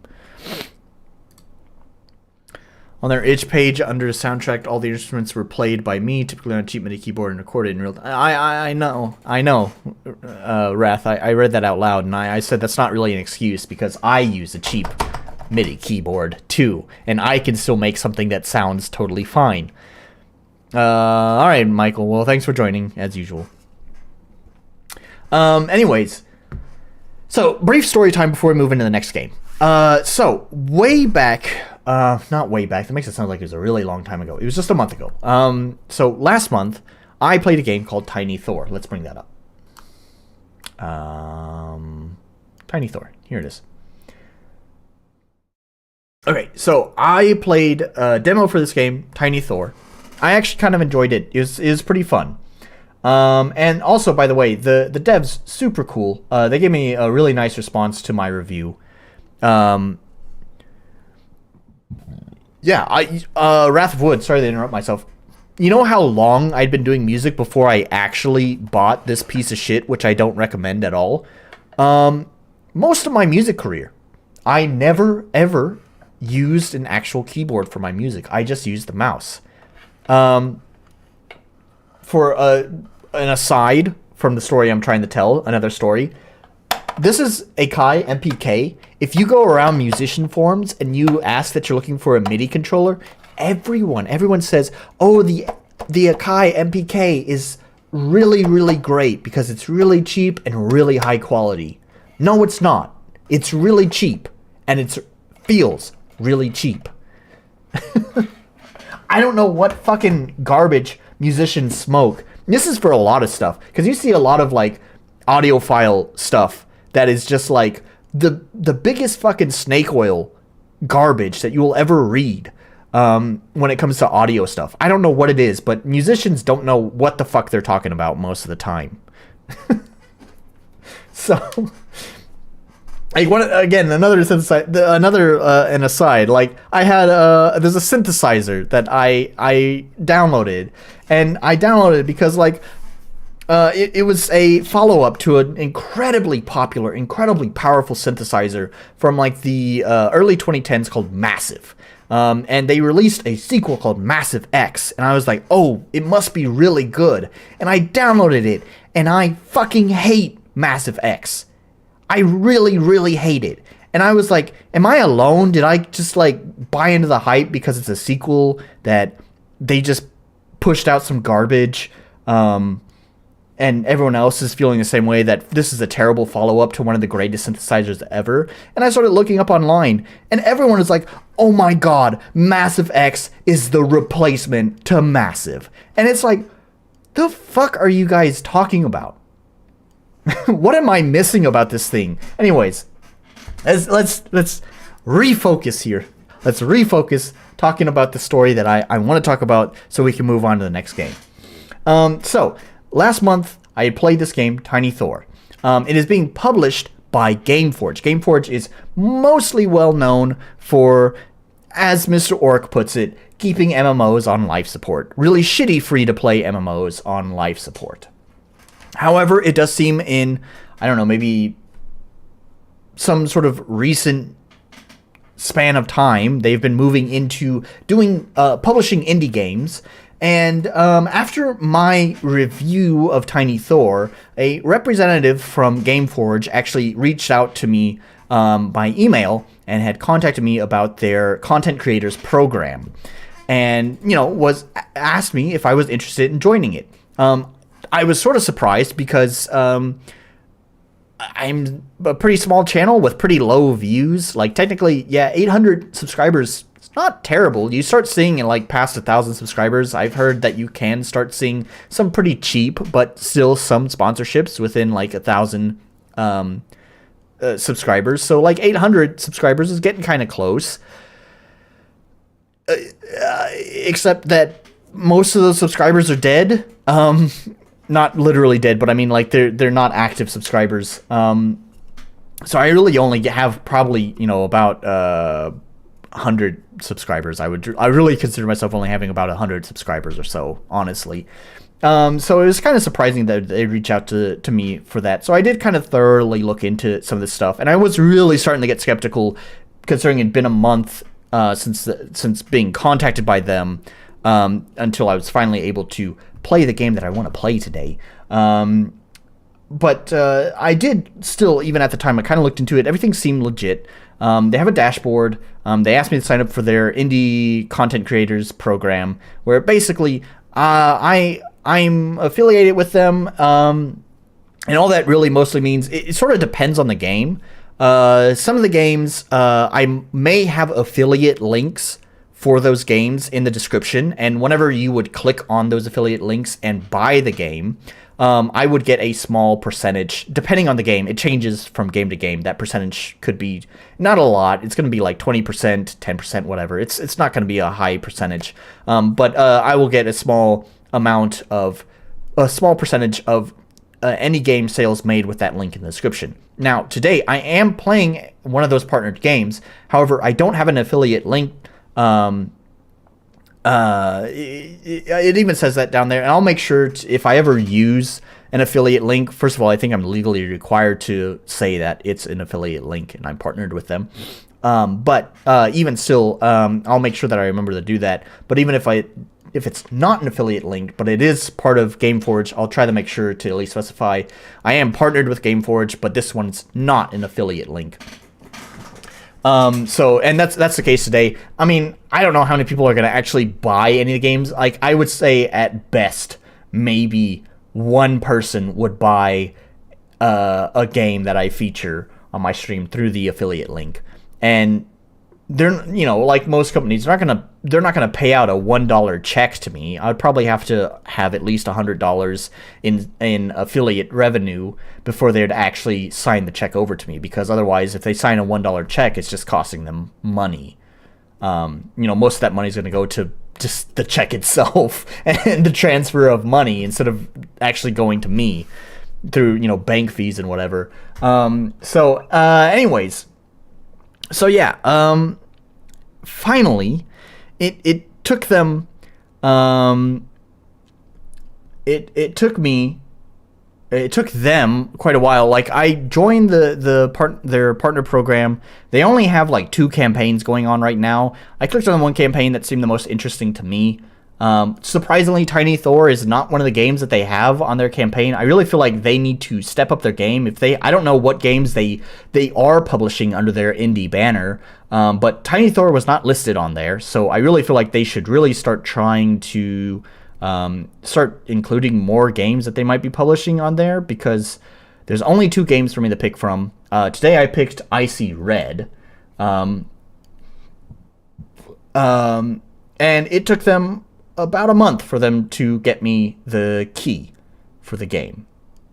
But I guess I should say that they did submit the key to me, so I own this game. They sent me the key, so that is something that is a benefit of me being part of this partner program. Is that at the very least, I likely won't see any revenue from affiliate sales with the links because, you know, it's such a small amount. But at least I get free games. We can only hope that these free games are good. I enjoyed Tiny Thor. I don't know if I would spend money on Tiny Thor because it's not. I don't really play a lot of 2D side-scrolling platformers, but you know, it was a good laugh for, you know, for what it was. And if I got it for free, I think I'd still be pretty happy with that. So, yeah. So I don't know. Hopefully that's a good sign for Icy Red. It has a very striking art style, as is often the case. So obviously mostly black and white with some red splashes there. It's not completely original. I think we've seen some stuff like this. Yeah, anyways, it seems interesting, and so that's what I'm gonna play today. So I guess cool, we're gonna play one of the first games from this affiliate program that I'm part of now. And if they don't start updating their oh, where did Steam go? Oh no, Steam did disappear. Okay. Weird. Yeah, we're gonna see this program that I'm finally part of. What's on offer here? Let's bring it up. Yeah, Sin City color palette. Yep. All right, so let's launch the game. I didn't even launch the game. I just downloaded it. Normally, I try to make sure to at least launch the game and, you know, make sure that it's running properly. And it became corporate time. I'm a sellout now. I'm not making any money from this, and I probably won't be making any money from this. So the other game, like I said, there's only 2 games that they have currently under their indie banner for content creators to cover. This is one of them, and this game does not have an affiliate link for it, so there's no way I can earn money off of this game. The other game that they have a campaign running for does have the possibility for an affiliate link, but I'm going to be honest with you. I probably won't include an affiliate link if I ever... God, I miss the old days of Applicable a month or 2 ago.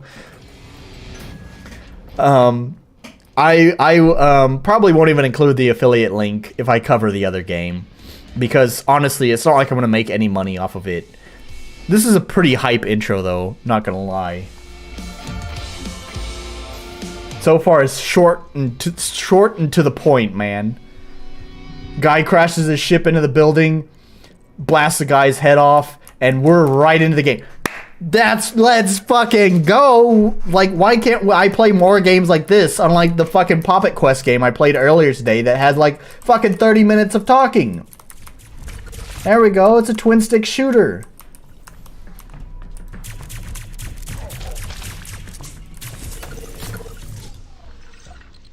Oh, these things are like on top of each other. I can't read it. I can't. Press to switch weapons. Besides your infinite pistol, you can carry another weapon. Oh, it's only 2 weapons. That's sort of sad.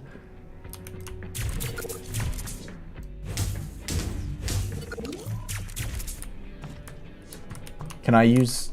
Okay, yeah, I can use 1 and 2. I'd prefer to do that. My mouse wheel is just so imprecise. Press right mouse to throw the hook.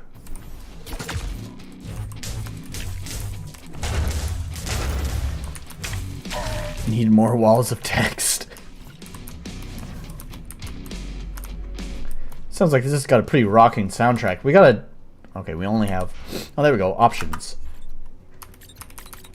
Alright. So look at that. 100% and the audio is not blowing out your eardrums. Imagine that. Alright. Pretty simple options here. Difficulty's normal. We'll leave it on normal. Mouse follow? What's that? Oh, I don't know. Let's just turn that on. Accessibility. Look, they got accessibility options. They have an auto-aim thing. Laser pointer style, joystick only. Show life bar always. Language, IC. Oh, that's interesting. Oh, that's cool. Oh my god, that's a fun way of labeling that. Although I would also, I don't know, that's probably fine. So you have like your different filters for color blindness. It's in max, but not super loud. I know, right? Like, can you imagine games that can be at max volume but not super loud? It sounds like it has a pretty rockin' soundtrack.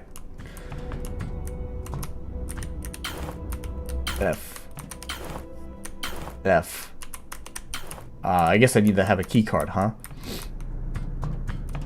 F. There we go. Teleporter. Remember, some boxes can drop all sorts of things when destroyed.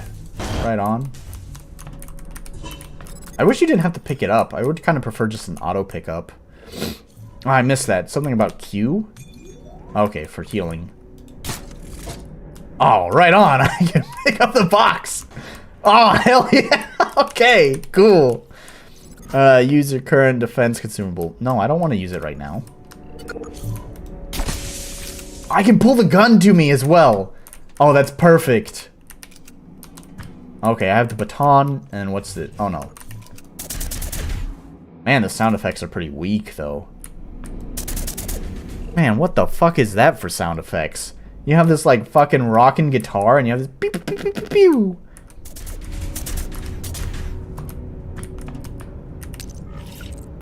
Press R to use your current... Can you have more than... Oh no, you can only have like one. Alright. Take that!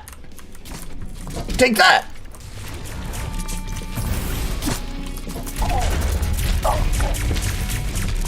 Oh, did I already run out of ammo? For my little pew pew pew pew? I guess I kind of wasted a lot, huh? Oh, my health bar is at my feet, huh? Man, I don't like that. Yeah, the sound effects weaker than Dungeon. Yeah, I mean, solo indie RM dev has better sound effects than this published game. Yeah, I really am not a fan of health bar around the characters, especially when they can be like anywhere. Like, we have this big rectangle here, right?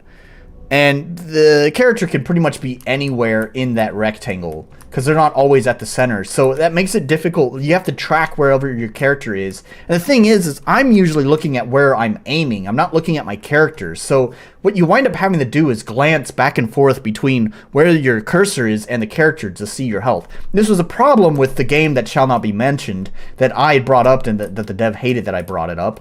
That I would rather just have the health UI in a consistent location so I don't have to look for it. I know exactly where it is. Press space to dash. Okay. I don't know why I want to dash into him.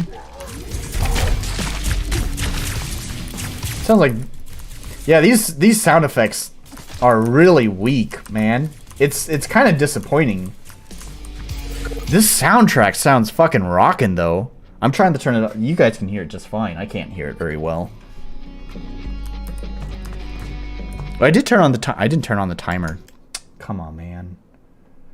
Where's my timer?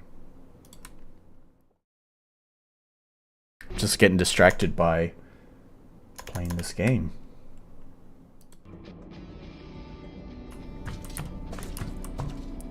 I was about to say, you explained that in length on the game that shall not be better. Yeah. Oh, is that explodey box? Yes. Oh, that would be good to throw at them. Give me that. What's this? Increase your damage reduction by... Sure. So I guess there's like some random stuff too. I think this does have some roguelike elements to it. Press to check the stat screen. There you can check passives you just grabbed. Sure. I don't know what that is.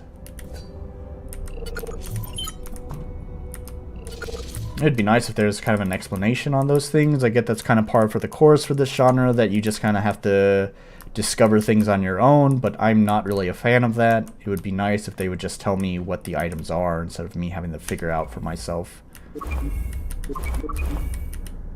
Huh? Oh, was that healing me? I don't know. Well, whatever. Take that!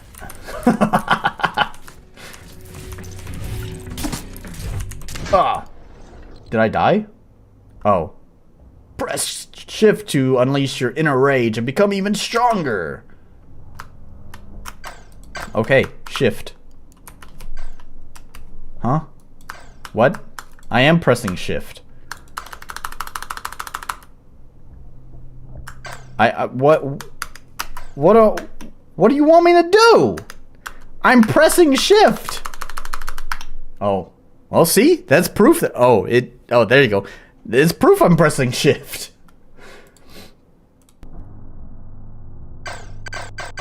Am I soft locked because for some reason it won't register my shift? Oh, well, there we go. There's sticky keys again. Chill out.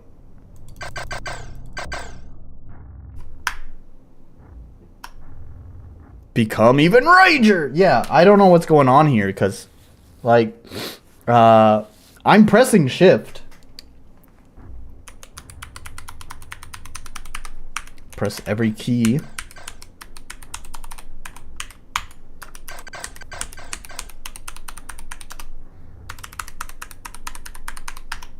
I don't know.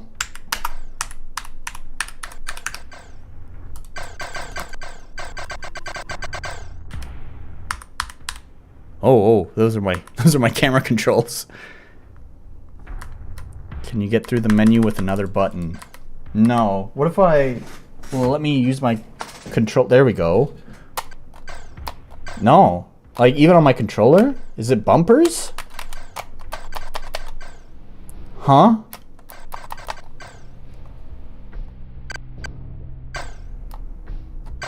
GG. Yeah. Oh, wait.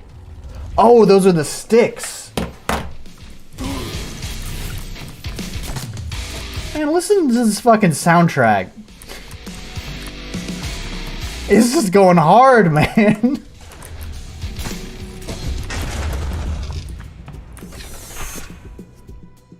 Bug tutorial? I thought it was... I thought that was an RM thing. Whenever you use a consumable that affects your stats, you get healed by 5% of your maximum health. The thing is, that's not the first time I've seen that. Hang on. So let me go to the options. What game was it that I was playing recently? There was a game that I was playing somewhat recently where it's like the shift on my keyboard wasn't recognized. I had to rebind the shift, and it recognized my rebound shift, but not the whatever the default shift is. Oh, you can't rebind keys?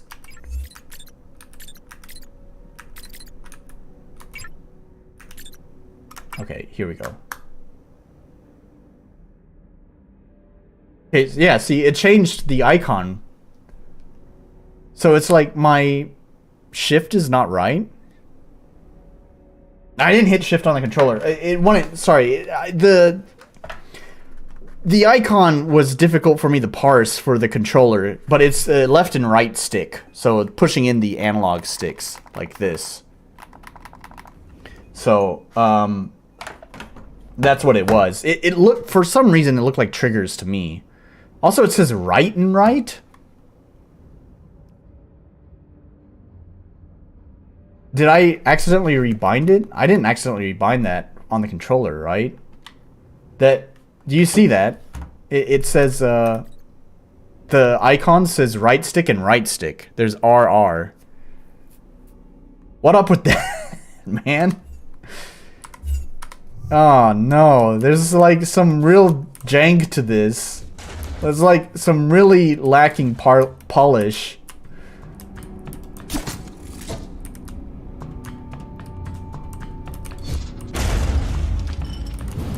Oh, I'm on fire!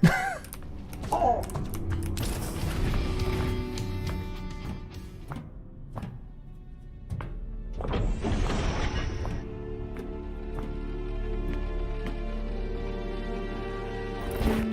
By the way, this game is released. This game released last year, so it's not like it's early access or anything.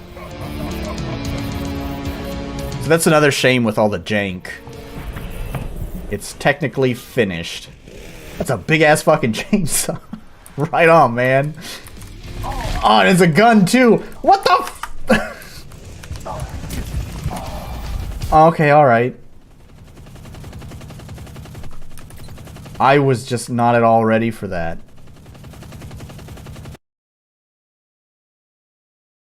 I mean, who needs playtesting and QA? This dev is already fit to join the RM community. That's a low blow, man. I played one that had a pause button, works on a keyboard, but not the controller. Okay, yeah. Am I gonna have to go... Oh. Am I gonna have to go through all the tutorial messages again? Can I disable them? Man, that sucks. I don't want to have... It's something I don't like about roguelikes either. It's just not my cup of tea. I would think it'd be under gameplay, but... I don't know what the fuck the healing thing was that I threw out. Like, I threw out my support thing, but it didn't heal me instantly.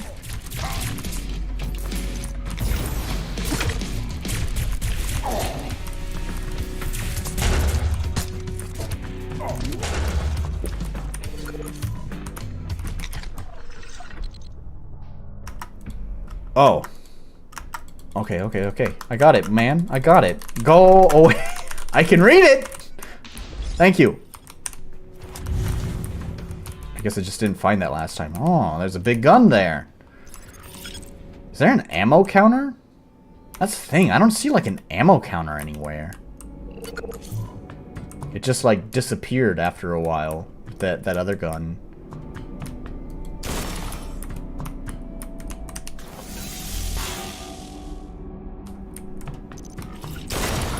Oh, there. It's on the... Yeah, okay.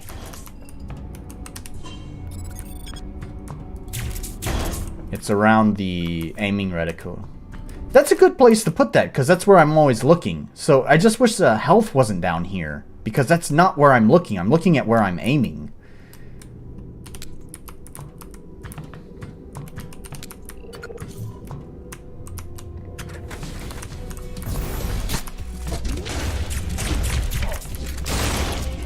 Ah.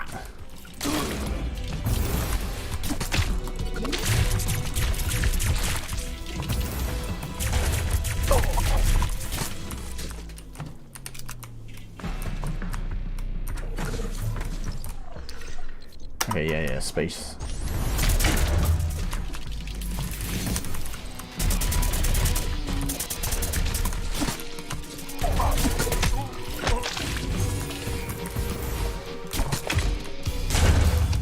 Oh, I picked up a different weapon.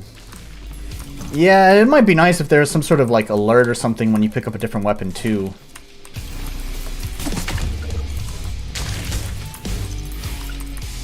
You have two eyes, just look at the two spots at once, you fucking normie.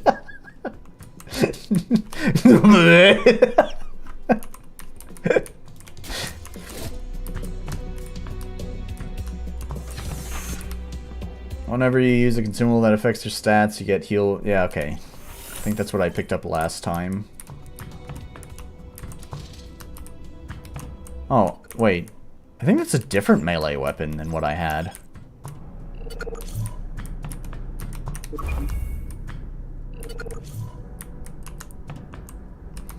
I just missed that tutorial, and I think it was telling me about what that thing is. Oops.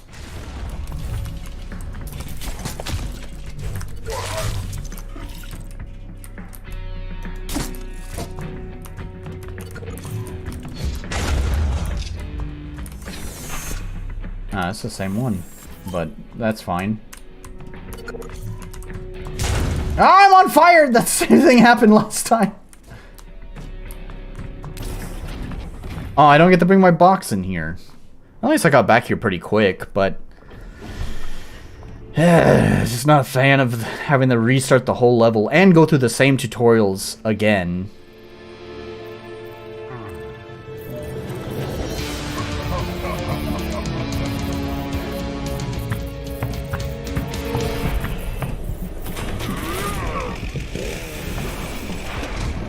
Oh, oops.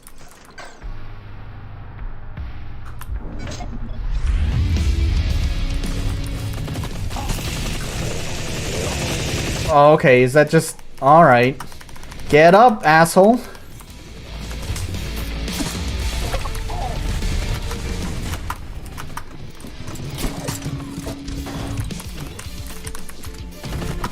Ooh.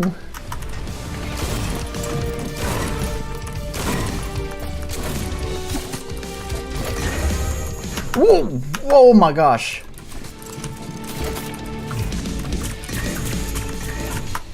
Alright, we did it.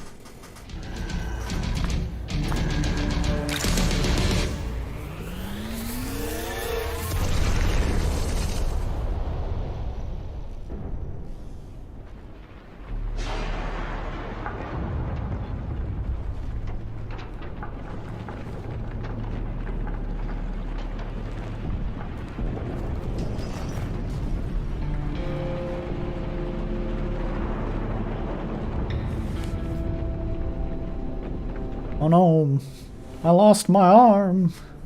Me arm. Me one and only good arm. Spoiler alert, it's all on the promotional art. That arm gets turned into a grappling hook, which is way better than a regular arm.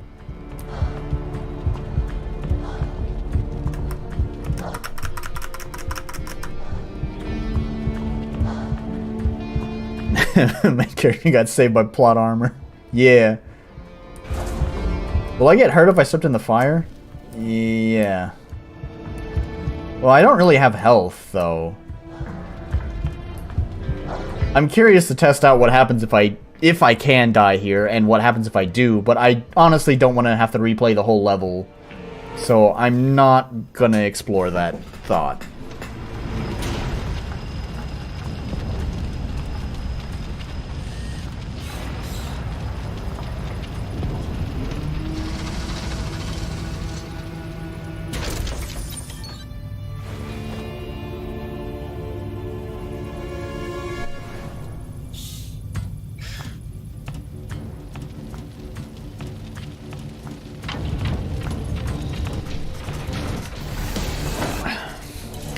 Fire would hurt. Well, yeah, I know. It would hurt usually, but maybe in this game, they might have just put just an invisible wall around it or something.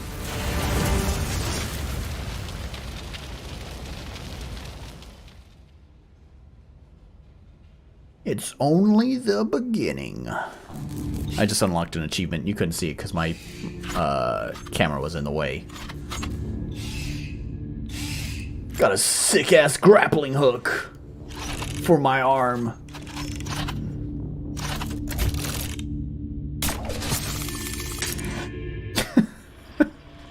See? Exactly.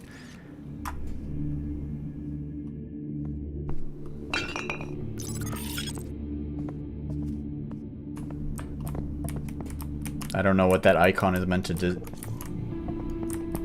tell me. I don't know what that icon means. Okay, so just stats. I guess it's kind of like a home base or something.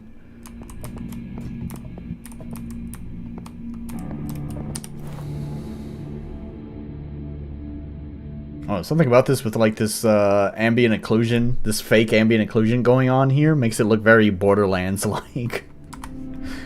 What the fuck is going on with the camera?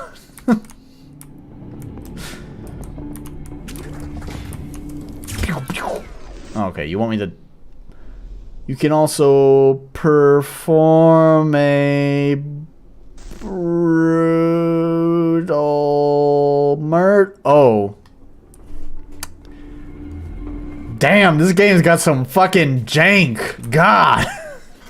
Watch the indicator after a certain enemy number of kills. You can perform a brutal murder on an enemy to instantly kill them.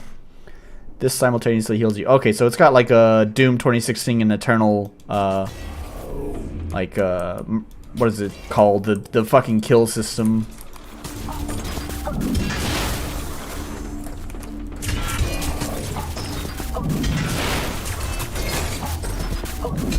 Right on. Feels pretty good to do.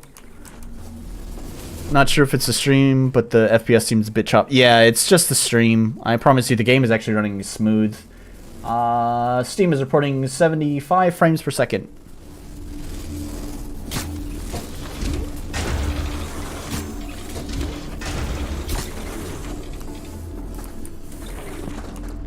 Yeah, it does look really choppy. Man, this is...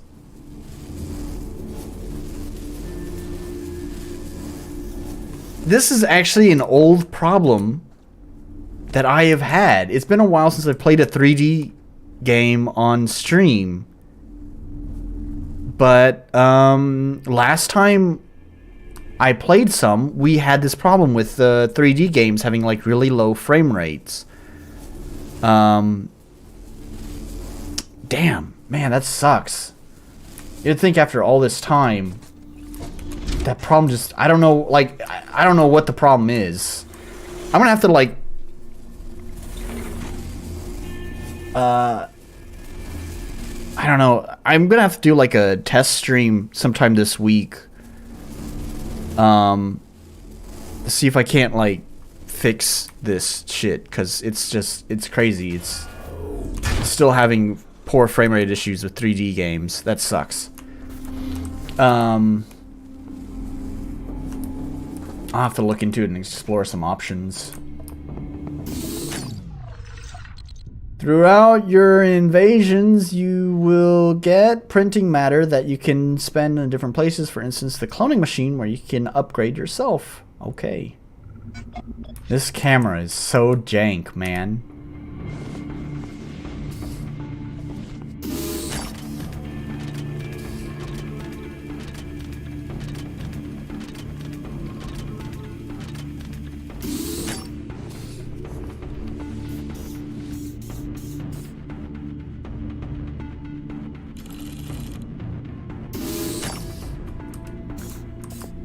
Alright.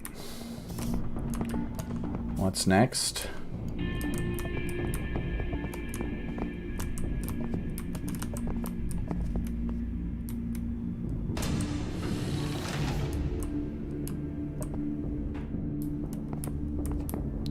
Yeah, it's not, it has nothing to do with bitrate. I'm wondering, I never had this problem in the past, but I'm just wondering if it's some sort of like driver problem. I'm using the NVENC encoder, you know, NVIDIA's video encoder. And so I wonder if it's just sort of a problem with like overutilizing the GPU. The GPU is clearly prioritizing rendering the game, but maybe it's not prioritizing... well, then again, you would think if it's the encoder, you would think it would be the whole stream and not just my webcam.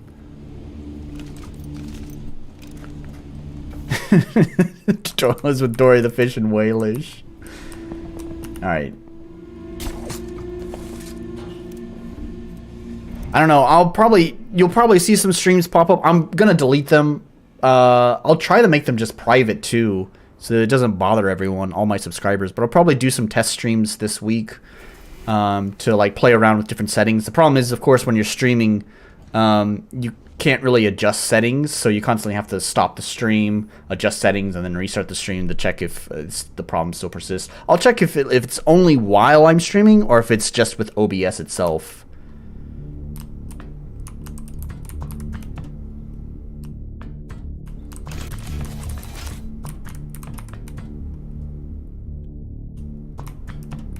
Okay, this is like a...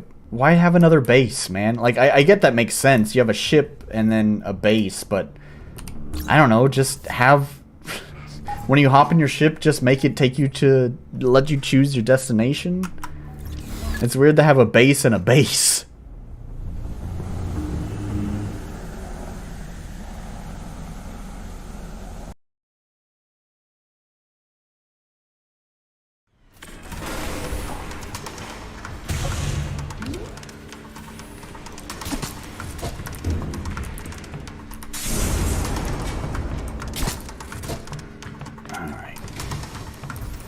Take that! Oh, I missed.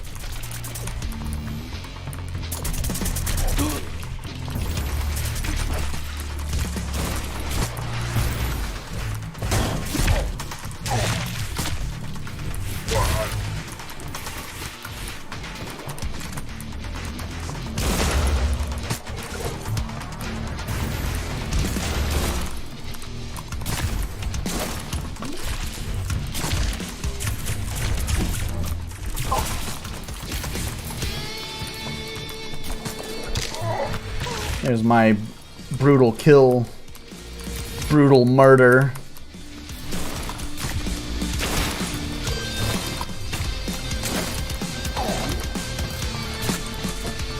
Oh, yeah, there we go. Man, that flashing is not very clear, because it's just flashing a deeper red, right? You don't really get a lot of contrast with that. Wow, what the fuck? Am I dead? Oh, no. Another tutorial for this.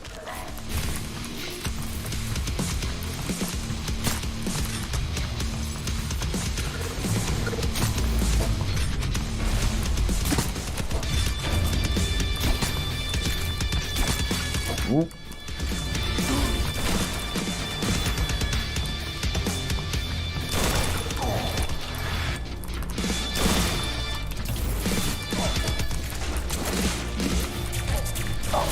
Brutal murder. Did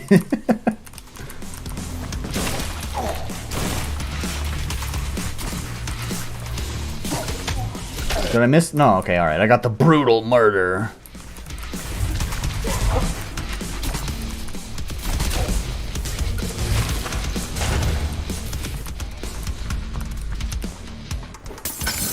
What did I get there? Printing matter. Okay.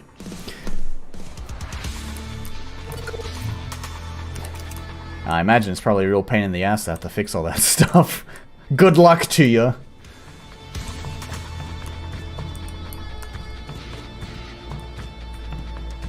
I don't think I picked up the key card. Yeah, I didn't. Okay.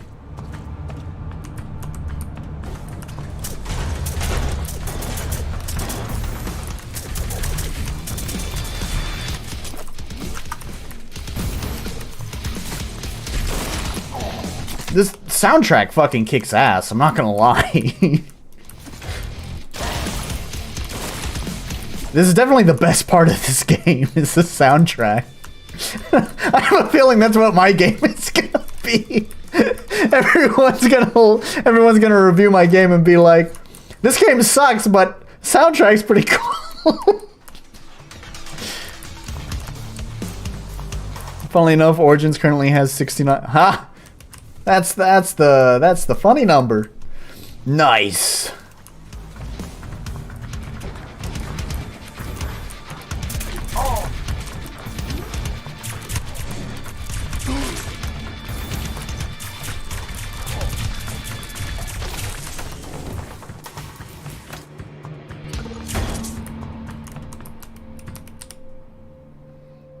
Well, there's a cute little drawing of a daddy and a little girl. Is that the main character? Is that protag man and protag daughter? Protag man with the protag daughter. Okay, well, I've seen enough of this. Alright, cool. There's the heart-wrenching strings, but unless you got some dialogue, let's move on. I got it. I understand. Okay. We gotta hear the whole strings play out, huh? Seriously? This feels like this is hanging way too long.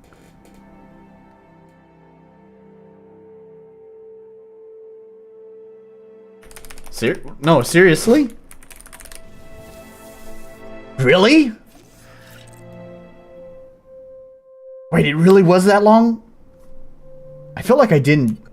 My goodness, that is too long for a picture.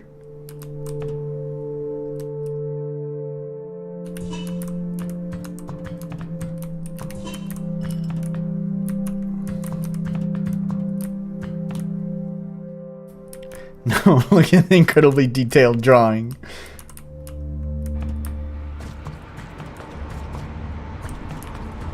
Okay, this is just going back. Oh, what's that?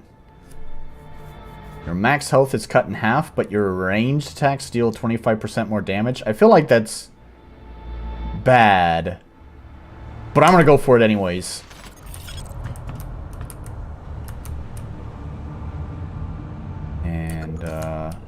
And these icons suck. I don't remember which one's which. This is totally them. This is totally them just cutting out on localization budget, right? Because with With no text, there's nothing to translate.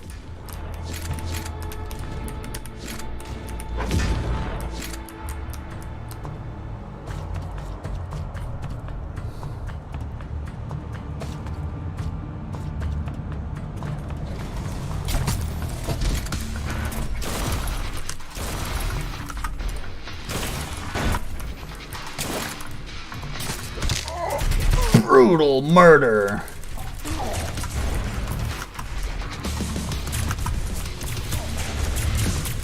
Yeah, I know. It's probably gonna be regret pretty quickly.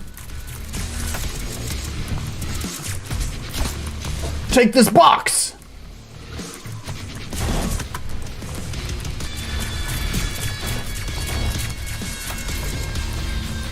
It'd be nice if I had another gun or something. Okay, there we go. He's dead.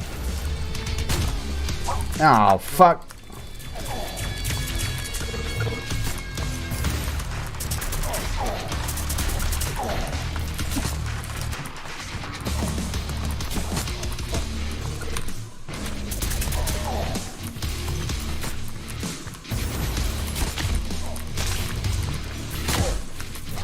It's a good thing there's not really much of a cooldown on the grappling hook. Melee is pretty powerful.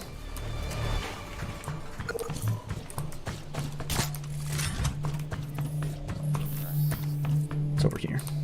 Stuff.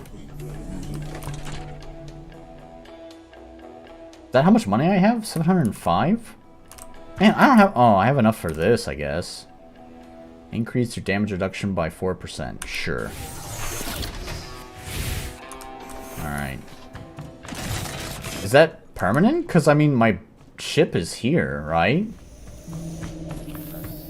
Like, I don't see anywhere else to go, so... Oh, okay, so it's telling me there's some things I missed. That's okay. For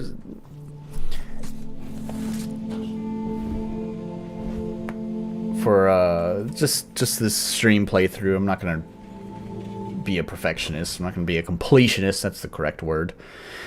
Gotta love icons. Yeah, but they all just look like the same chunky kind of weapon, you know? It's not very descriptive. I don't know. I feel like they should have an icon to demonstrate the type of shooting it is. So, like, you have, like, a dash of lines for, like, a automatic, and you could have, like, a spread of bullets for a shotgun. I feel like that would be more informative than just these chunky designs that kind of all look the same. Didn't commit enough brutal murder to afford the other things. Yeah, obviously that's what it is. So how do I go back to the base? That seems like a... Oh, that's a toilet? I can use it. This is the sink. Where's the toilet? Does this guy not take a shit?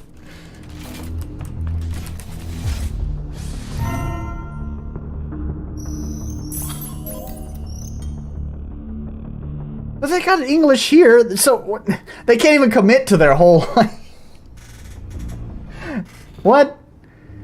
They can't even commit to their whole thing. So it begins limited series season 1. A man hunted by his past seeks vengeance. What the fuck is this? Oh, okay. No, no thanks. Yeah, guns have stats. Yeah. I don't know, they well, because they're trying to do the, like, no text thing, right? So how do I go back down to the base? Is this just like a... Maybe I'm not finished with the mission? It's just kind of like a mid-mission thing? You can watch anime in the end. Sit down with some Crunchyroll.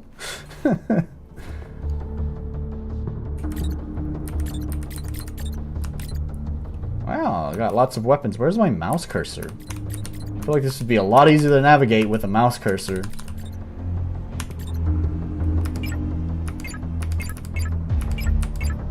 Okay, well, neat.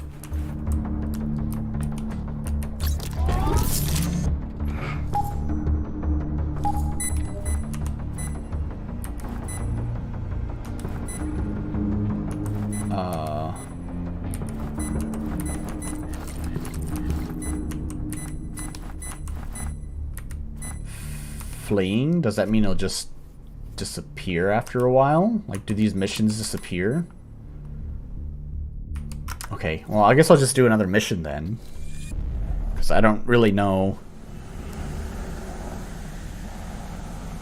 I don't really know how to go back to, like, the main base.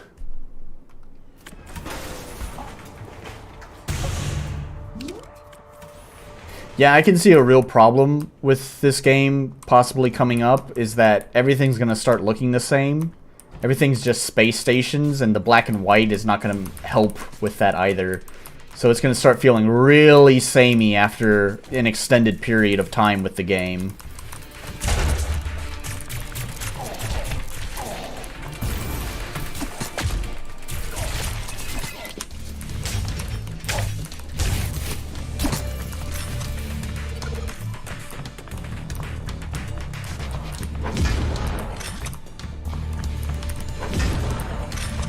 Ooh, give me that. Blow some shit up. Go brutal murder another level. That's what I'm gonna do. Fuck you! I want to save that ammo.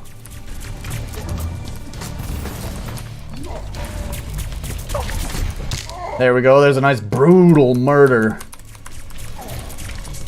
Oh, I picked up the wrong thing.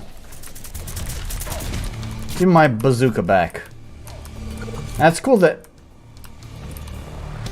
So, like, the white on it disappears as the ammo gets used up. That's interesting.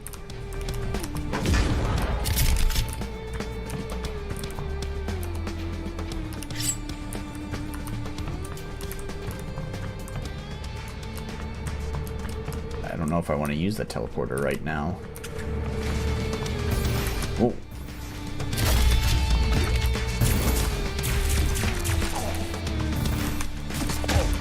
Oh, I just, like, fucking lunged right into that. Oh.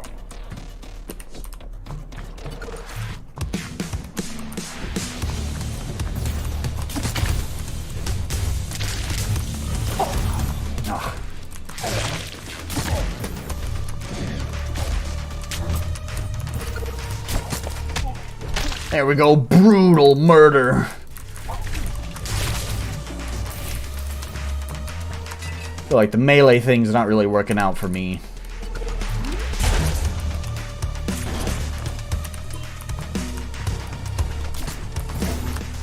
Take that!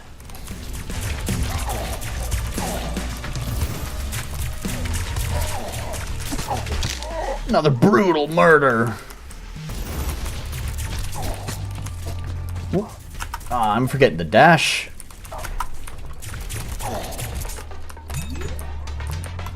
There we go. I was forgetting how to use the grappling hook. I didn't find the key card again. Oh, god damn it.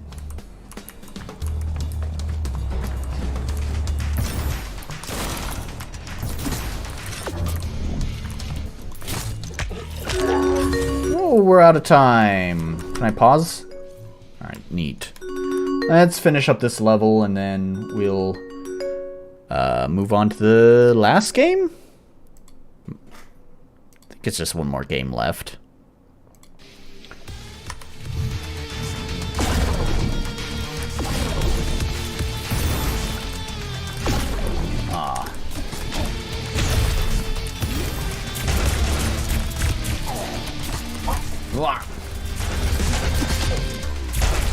So the one thing is aiming the hook shot or the grappling hook just right. I just blew that up on myself.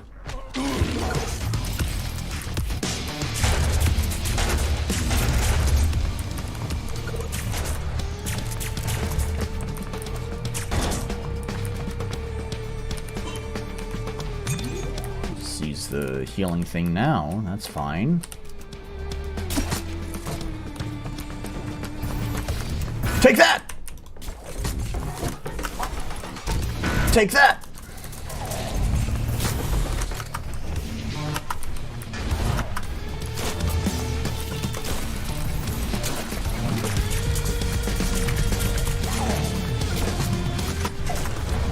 fuck.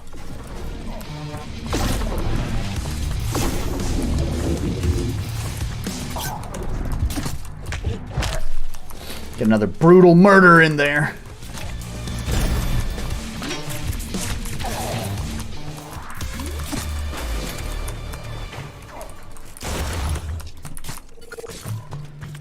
This was a fine. This was fine. A few minor issues, but it's doing exactly what it intended to do. Yeah, it's got some polishing problems. It got some real fucking jank, actually. But yeah, I mean, compared to a lot of the fucking RPG Maker garbage that I'm playing, this is definitely quite a step up.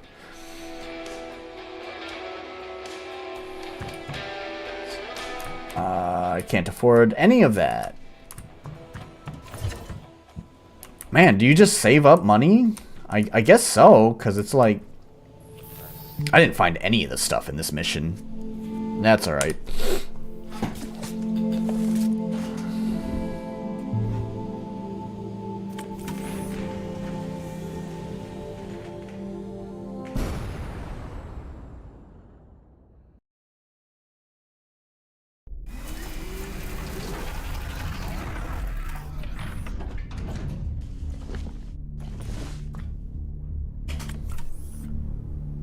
Alright, so... yeah, I guess there's like no way to... Huh? What's up with that? I have no idea! Well, anyways. Okay. Well, this... Oops. This was fun. This was fun. I might actually... I don't know. We'll see if I play some more on my own free time. I mean, I guess I own it now since I got a key, so cool.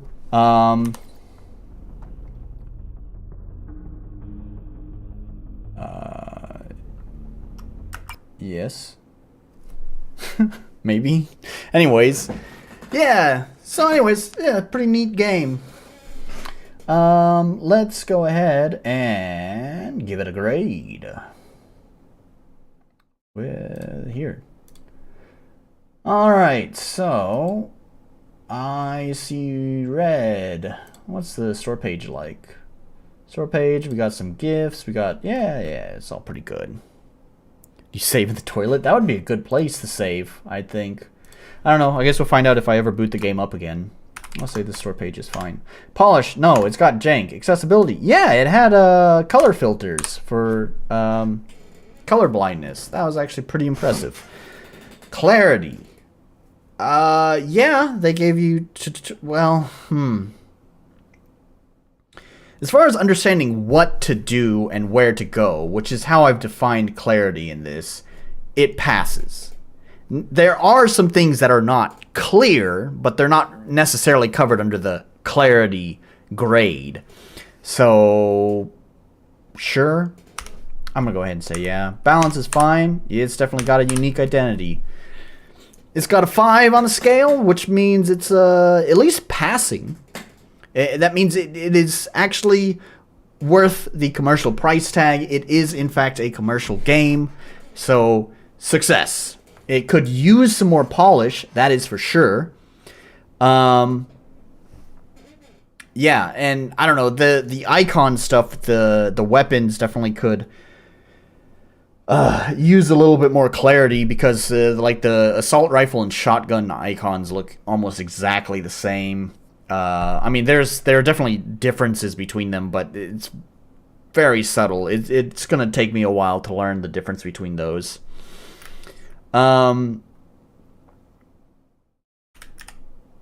Yeah, what else was there about that game? I don't know. Yeah. Anyways, I think 5 is pretty good for it. So, very nice. Yeah, look at that. And Tiny Thor as well also received a 5. It was missing the accessibility point. That may change in the final game. I don't remember many options. I think they're all pretty basic options. Yeah. But, yeah, so far it seems like Gameforge is picking games that at least meet the commercial requirement. You know, when I did some, like, actual commercial games a little while back, way back here, Wooden Ocean, Gadonia, Echo, Greedfall, these are all, like, commercial games. Greedfall, and Echo are, like, I would say AA games. Gadonia is higher budget indie than what we're dealing with most RPG Maker stuff. Wooden Ocean is RPG Maker, and a lot of those are just not doing hot. So yeah, yeah. Anyways, pretty cool, pretty cool. All right, so we're gonna move on to the last game for the night. That's gonna be Square Shape. Now, if this is familiar, this might seem familiar to some long-time viewers of my streams. Way back when Not Applicable wasn't a corporate goon, a corpo sellout. He covered some jank game. Yeah, you know, way back then. And this is way back. I covered this game way back before, you know, I can't even keep that joke going. I don't know. I covered this game a long time ago. I think this was shortly before or shortly after IGMC, which was during the summer. I had played this game on my stream. Unfortunately, there was a problem pretty close to the end that basically not only made me have to quit the game. Well, okay, so here's the thing. Basically, the way that the game works is there is no saving. It's a very short game, so it's intended to be played in one sitting. So there is no saving in the game, and then there was a bug in the game that basically made me have to restart the game, and that was going to make me restart the entire game because there was no saving. John Meck, who was here in the chat earlier, I'm not sure if he is still here now, mentioned to me a few streams ago that he did actually do some patches for his game, and I really enjoyed this game way back then. I thought it was funny, it was entertaining, it was pretty creative too. And so since he mentioned that he did some patches, I wanted to go ahead and give it another retry, you know, see if we can't actually see the end. And since it's been quite a long time since the last time that we saw this game, I think there's been a lot of new viewers on my channel, so this is probably new content for most people who are watching. So anyways, so yeah, we're going to check out Square Shape. I have to, as they've put here, and this was one of the problems last time, it is recommended to move the game folder to the desktop because the game will interact with it. Last time I played it, this was like put in the install instructions down here, and considering I know how to install most RPG Maker games, I didn't bother reading it, and this was one of the problems that basically caused me to get soft locked previously, is because I didn't do that. And because there's no saving, it's not like I could save, close out the game, move the game to the desktop, and then relaunch it, because I can't do that because there's no saving. So anyways, let's take a look and let's see how the game has been improved since then. So we'll launch. Let's start the timer. I don't know. I'm not going to start the timer actually with this one. This is the reason why I put the game last. It is a pretty short game. It may not even last the span of the full timer, but I do want to see the whole game anyways.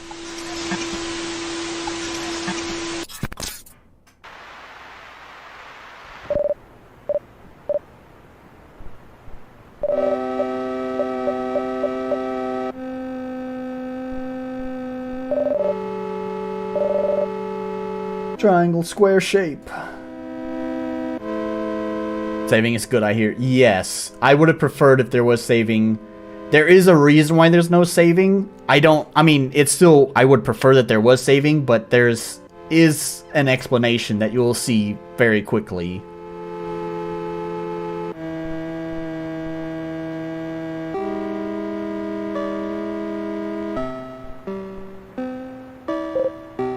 Square! Wake up, Square! What are you shouting for? Can't you see I'm awake? We're stupid geometric shapes. We can't sleep. Stop whining. There are more pressing matters. Circle is lost in the labyrinth again. What do you mean, lost? And by again? We were created in this 5088 by 3088 pixels. We all know the labyrinth by heart. Trust me, Circle will find his way back. No, you don't understand. How loud is the game? It's a little bit loud. Let's turn that down. Oh, there it is. Man, I added the updated English version to itch a few hours ago. Did you download the latest version? Nope. Nope. Oh, we're right at the beginning. John Mech.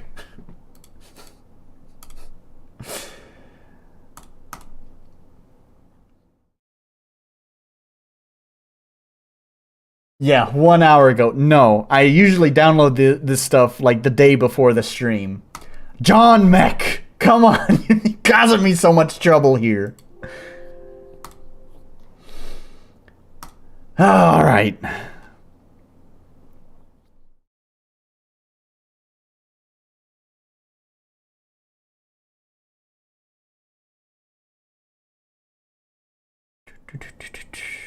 Let's open up the folder. Let's extract the game. Extract the John Mech square shape. Throw the old one in the dumpster. And we'll move it to the desktop. Gotta love it when devs upload stuff while you're literally, yeah, good point. It was updated 1 hour ago. I've been streaming for 2.5 hours. There's no way I downloaded it.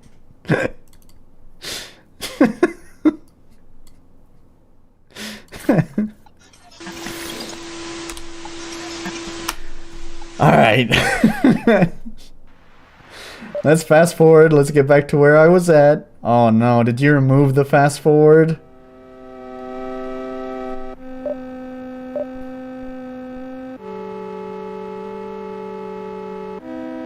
Oh yeah, I think this is moving. Yeah, okay. Fast forward's there.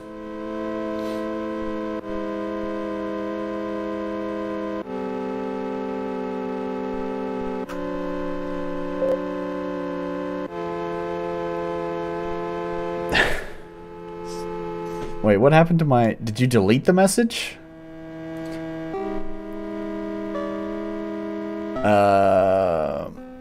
Square, wake up, Square. What are you shouting for? Can't you see I'm awake? We're stupid geometric shapes. We can't sleep. Stop whining. There are more pressing matters. Circle is lost in the labyrinth again. What do you mean lost? And by again? We were creating this 5088 by 3888 pixels. Created in the... we all know the labyrinth by heart. Trust me, Circle will find his way back. No, you don't understand. Circle is lost and you must go and look for him. Why the hell don't you go? You'll see that I'm right and he'll be back before I get halfway there.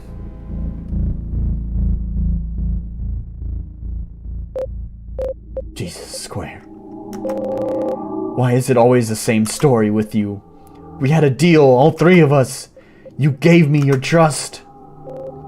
But apparently, I keep getting it wrong. Unbelievable. Ugh. You make me do this every time, Square. What the hell are you talking about? You should know that it's always your fault, Square, if it ends up like this. What? What's the matter, Triangle? Hey! What are you... Shh! You won't feel a thing, don't worry.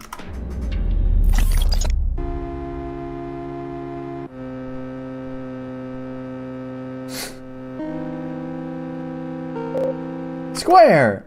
I know you're awake. I can't find Circle. I've been looking everywhere for him and I have no idea where he could have gone. I know we were created between these pixels, but you know, I'm still... It's almost kind of like trying to create a fucking AI prompt, you know? It's like, ah, shit, I didn't type out the right prompt. Let me fucking delete this prompt and try again.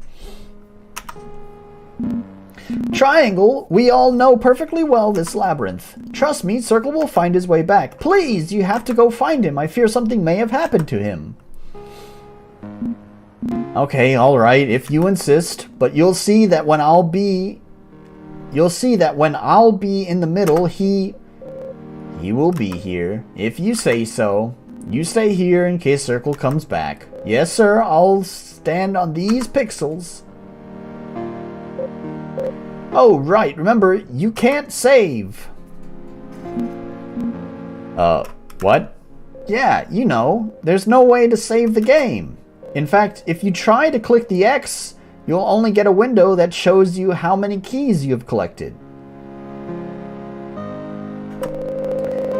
And if you try to use a key by interacting with Z on a door, you can open it. Who are you talking to, Triangle? Don't worry, in case you don't remember the way, every now and then you'll find arrows to show you the way. Other times you'll find observation boxes.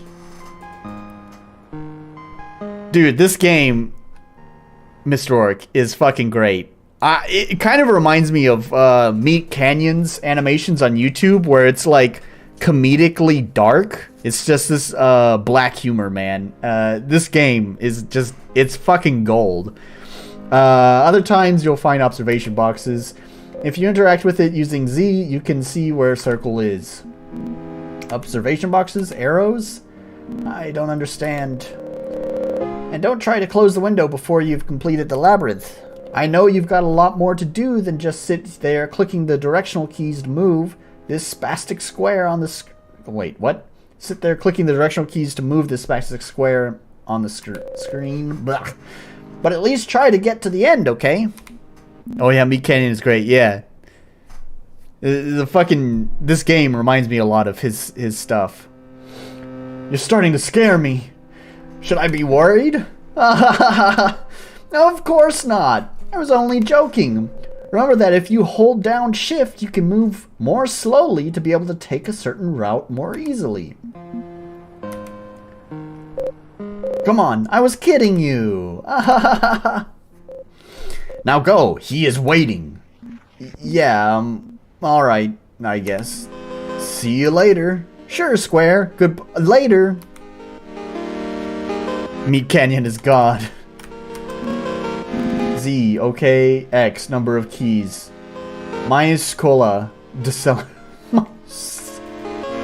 Is that your language? Did that not make it through the translation process?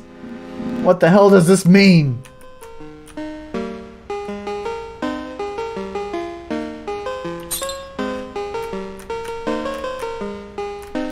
So it starts out at, like, I've talked about this before, where this is kind of a game that's almost parroting how everyone's first game is a fucking maze. So just bear with me, okay?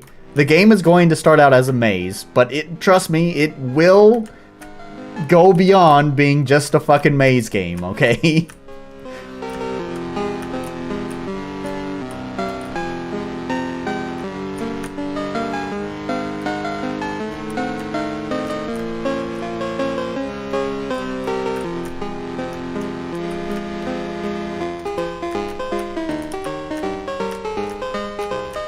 Kind of like the music too.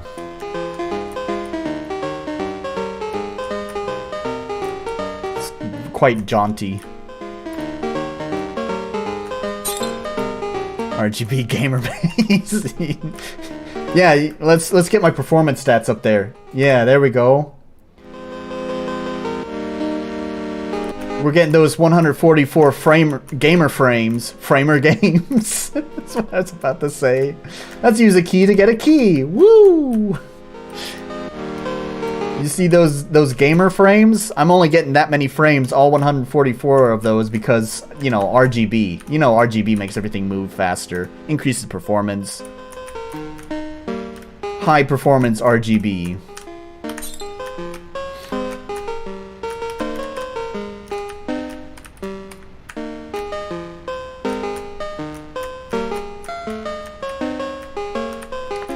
Key.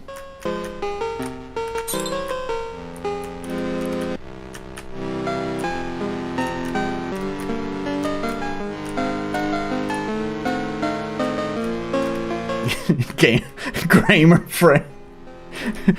Fames. Thanks for making fun of my fucking dyslexic mouth. Just the nonsense that I spew.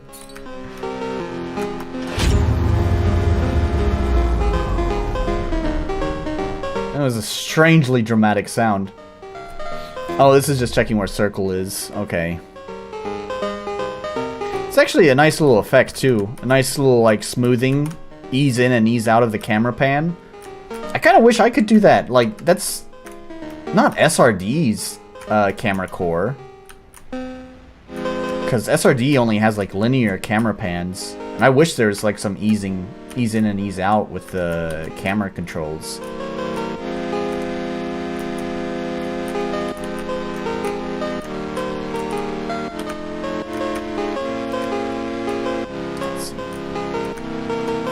Fucking mazes, man.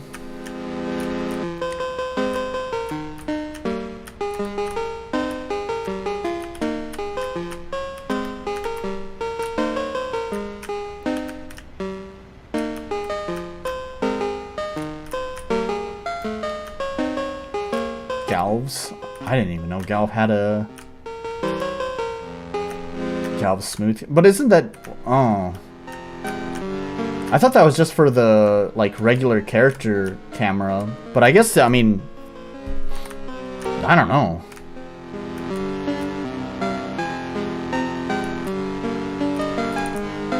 Player cam ain't smooth, it seems. Yeah, that's the thing, right?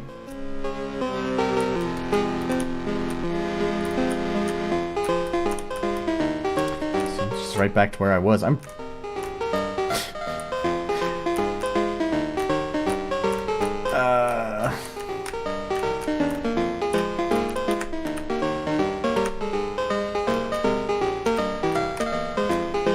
There is sort of a disconnect where, you know, the square says, we know these mazes perfectly, but actually the player doesn't. So it's kind of like, I don't know where the fuck I'm going.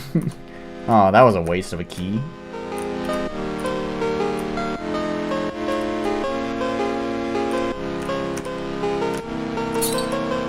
"616.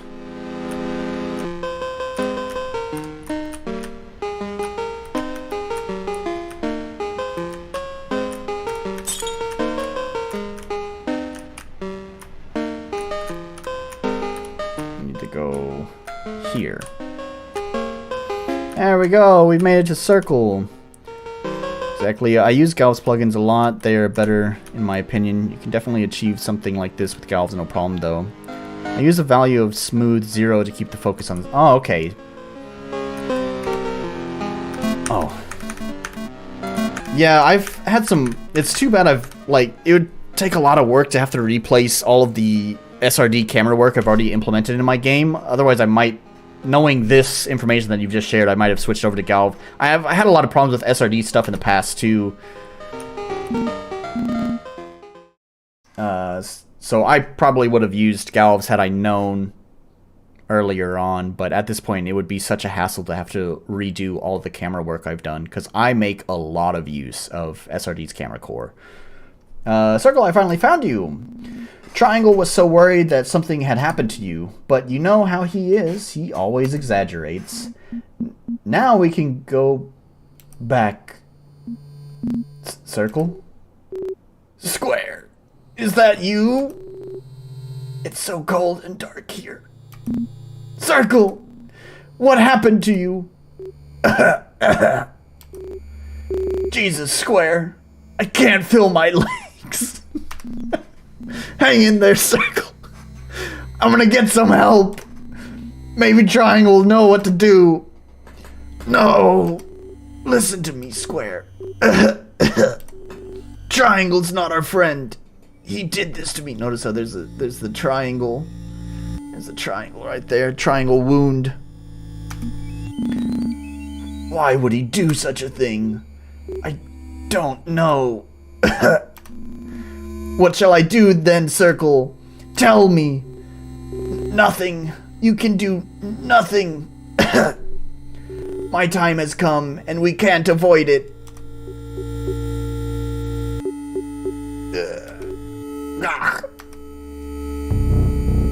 Quality voice acting. Circle! Circle, where are you? Circle! It's useless to call him. He is despawned. You! Why the fuck did you do that? I only did what was necessary for the three of us to survive, just according to the pact. What are you talking about? You just killed Circle! If you don't remember it, it's because I erased your memory so that the loop effect wouldn't drive you too crazy. I don't understand. Ugh. In the beginning, our game was just a black screen, nothing else. There was no quest to be done, there was just an expanse of absolute nothingness. Game? Every time we spawned, not a minute would pass before the window closed and we despawned. In time, I understood who was responsible for our premature despawn. Him.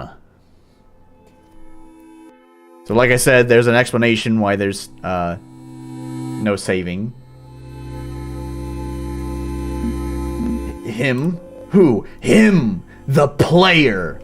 He is looking at us right now, thinking whether to close the window because he is bored, or to continue.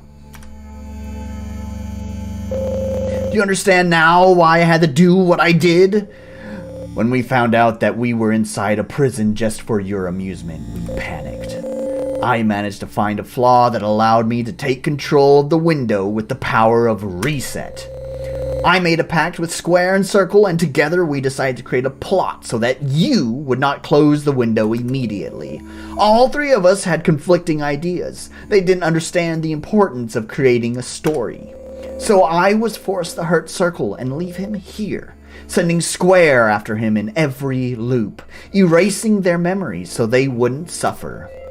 You would get what you wanted by walking around the labyrinth, and you would make us live longer. It doesn't make sense. What you're saying doesn't make sense. There were hundreds of other ways to make it all work without killing Circle. This story makes no sense. You wouldn't know. It's not you who has received the power of reset. You didn't have to go through what I went through, so... Oh, there it is. It's time. What the hell is that? The pop-up will take us back to the beginning. He has always chosen to reset. If you choose otherwise, the whole game would close, and you would no longer be able to play it. If you have the power to reset, why don't you reset the game yourself? Disc. My power does not go that far. For a total reset, I need the approval of the administrator. That's him. Well, what are you waiting for? Come on, choose! So this is a nice touch. It's kind of unfortunate, I will say, that all of your filters kind of ruins this moment. I kind of wish it felt more like it was a real pop-up. And also, that's unfortunate. RPG makers, I don't know if my 30 FPS captured that, but there's that brief flash while it's trying to load in the new picture. So, I'm very familiar with what you've done here. It's a show picture command, and you've just put a couple of sound effects there, and just pressing left or right will change the picture. I am very familiar with this since I basically just made an entire mini game that is filled with this kind of shit. Yes. What have I told you? See you soon, Square. Oh, no. Why did you do that?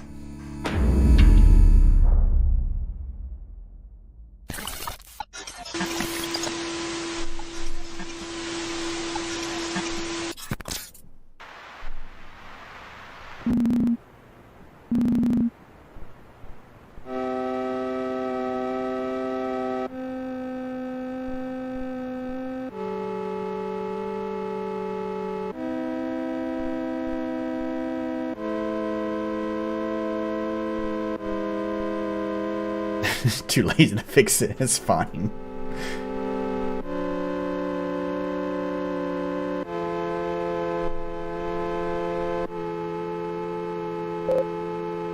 Square! Wake up, Square! What are you shouting for? Can't you see I'm awake? We're stupid geometric shapes. We can't sleep. Stop whining. There are more pressing matters. Circle is lost in the labyrinth. Again. You mean lost. And by again. We were created by the...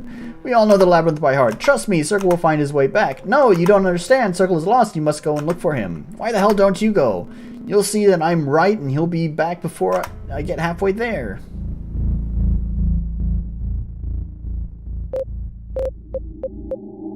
Jesus, Square. Why is it always the same story with you? Oh, did it actually restart? Oh, I did go all the way back, huh? Oh, man. I said yes to restart. This is just the beginning again, huh?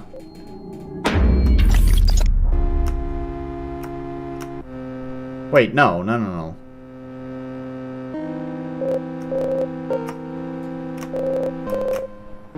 Wait, yeah.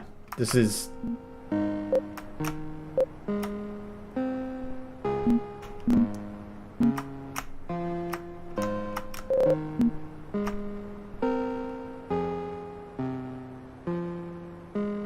I guess so.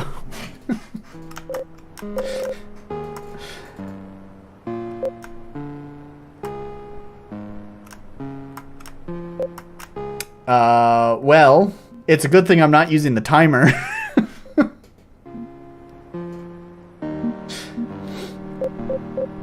Alright. So, let's have a chat while I solve the maze again. My bad. Yeah, you're right. My bad. I was chatting too much that I might have gotten a little bit distracted there. So while I solve the maze again, you guys just tell me what's new in life. How's Dungeon Rummage going over there, Mr. Orc and John Mech? You're talking about making a side scroller. Tell us a little bit more about that. You know, let's share. Press P to cheat the game. I'm pressing P.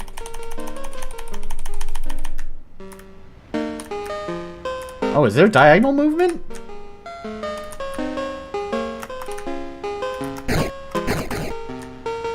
How come I never noticed that there's no diagonal movement?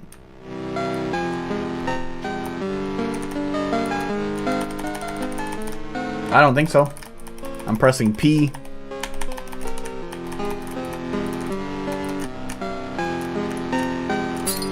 It's alright.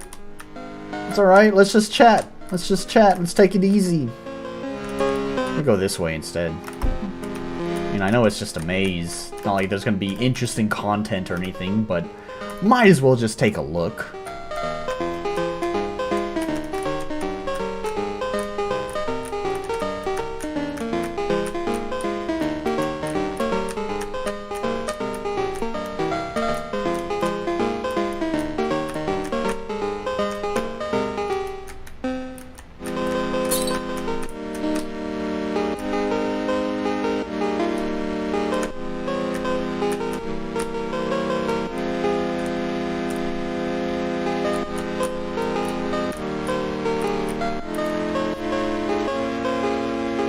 You've removed it for the final game. Yeah, well, there you go.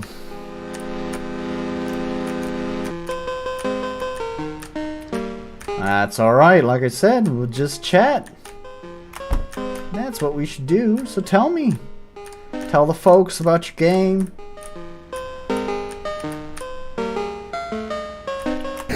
Don't have a key yet.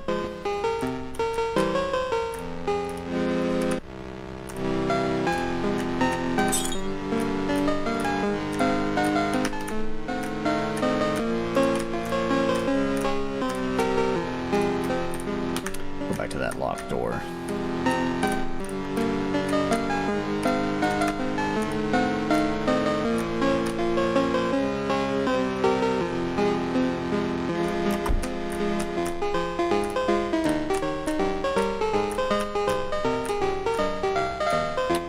might be too low now. I'm at the bottom of the maze. At the moment, my series project is a side-scroller game called Bright. I uploaded a 5-minute tech demo in which I collected all the basic mechanics of the game. Neat. I don't know if I would play that on stream,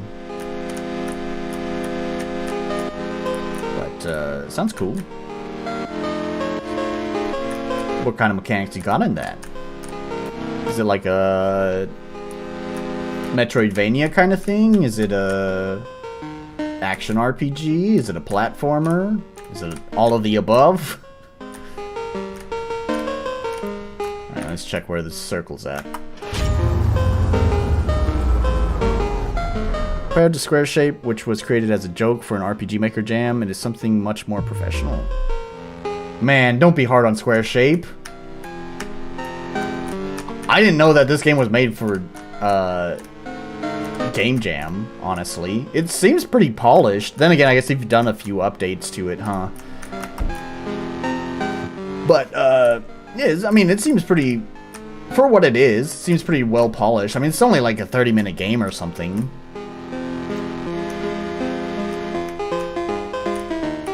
It's 30 minutes, assuming, you know, you don't press the wrong option.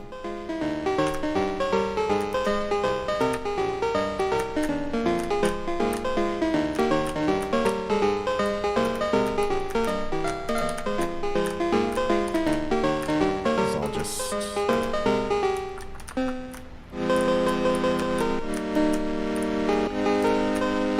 This is the way that I was coming from before, right?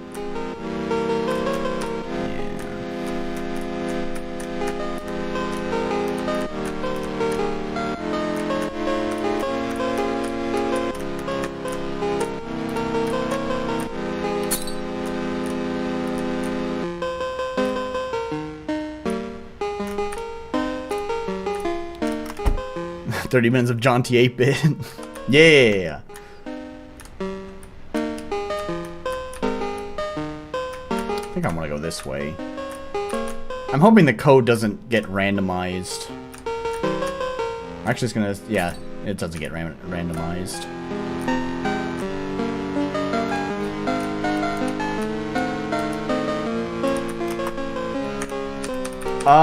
From what I remember, last time I played it, it was really entertaining. I mean, obviously, mechanically speaking, it's not the most compelling, but again, it's 30 minutes, and I think it utilizes... It's mostly driven by the humor of the story, the absurdity of it. Yeah, and like I said, I think it's the perfect length, assuming I was pretty close to the end, where I got stuck last time. Okay, back to where this is. Circle of Final Family, blah, blah, blah, blah. Let's get back to just making the choice.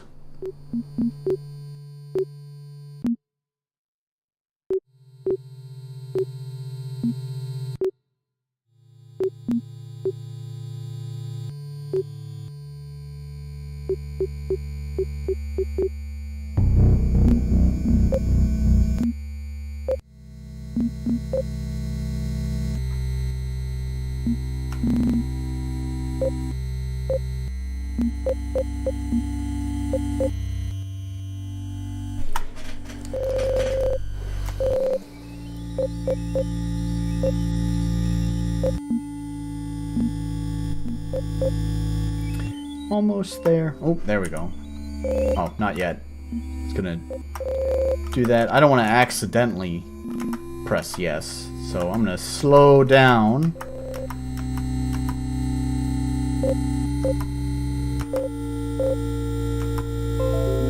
There we go. Okay. See, what did I tell? What? Have you really? No. Impossible. Did he choose to set us free? Are you kidding? Shut up. There must be a mistake.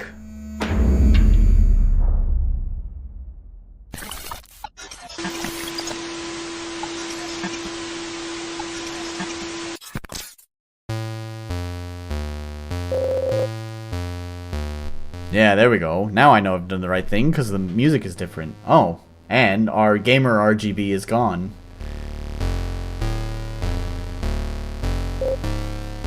No way! You have... That's impossible. Why the hell did you do that? Wait, you know what? I don't care. You've made your choice. I only hope that you are serious about helping us. It's not obvious that you will succeed.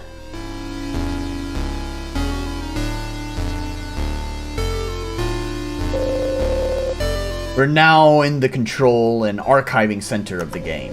In order to free ourselves, I must go back to the point where Circle was. There, I will be able to decrypt the core and so be able to set us free. To open the doors protecting the core will require 300 keys. The key count will also not work properly because the base game was not designed to collect so many keys. Ugh. I appreciate the help you're giving me, but just know I won't accept failure. Oh, you're wondering how I got through the walls of the labyrinth. Well, I am a stupid two-dimensional geometric shape. I just move one level higher than the background. There is no trick, it's very simple. I will now hand you the control, but I'll be watching you, you know. By clicking X, you'll be able to use my power to reset the window back to its initial state. I won't tell you how to use it, I'll leave that to your imagination. Now come on, let's go! Yeah, so... I'll give time for the audience to figure out what the puzzle is here. So we don't have to worry about the maze anymore. We can just move around at our own leisure. Collecting the keys. Z-layering for the win. Yeah!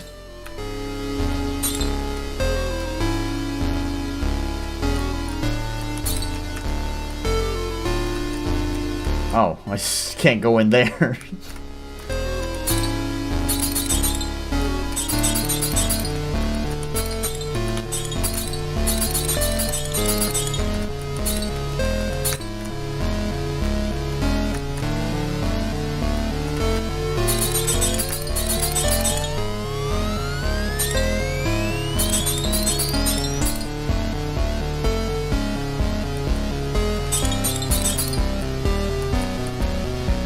See, the thing is, like, it's kind of, like, I know it's kind of a simple and, I guess, dumb game, but, like, it kind of feels like everything just comes together so well. Because, like, I feel like the music is really fitting. It's not complex stuff. There's not complex mechanics. In fact, literally, that's kind of the joke here, too. It's not complex art because it's just square shape. It's geometric shapes. But it's like, you had an idea and you just executed it well.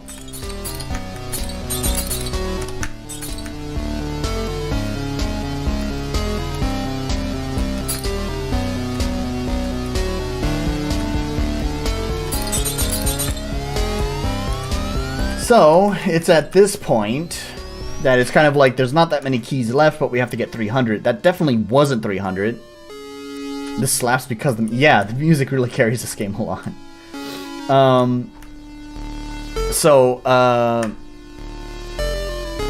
There's not that many keys left. And that was definitely not 300. We can't see how many we have. So it's at this point that is where kind of the new mechanic comes in of just resetting. So we restart. Refresh the game, and oh, the keys are back. I do sort of think not being able to see the key count is kind of just annoying. I don't remember if it's made fairly obvious once you have enough.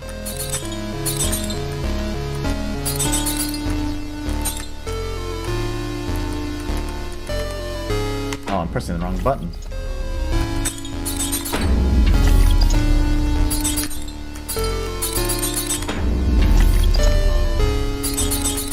So rather than spending a bunch of time looking around for the keys, just keep refreshing.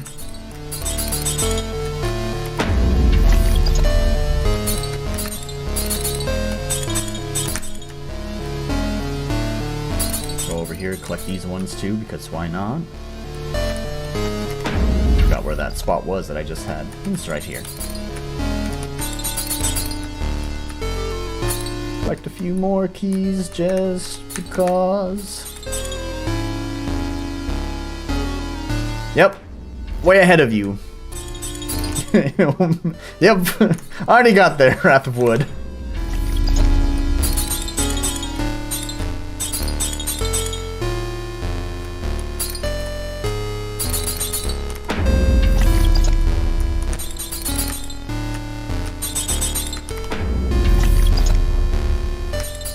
Yes, indeed, Wrath of Wood. Stream delay.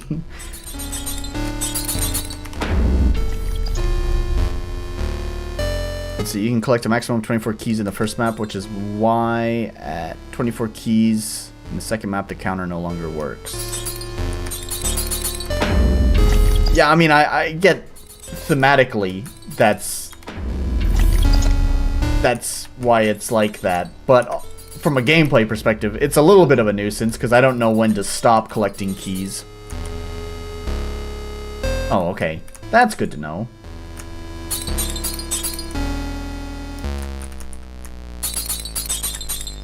Let's go find that real fast and see how many keys I have. Also, there's a bunch of keys right here.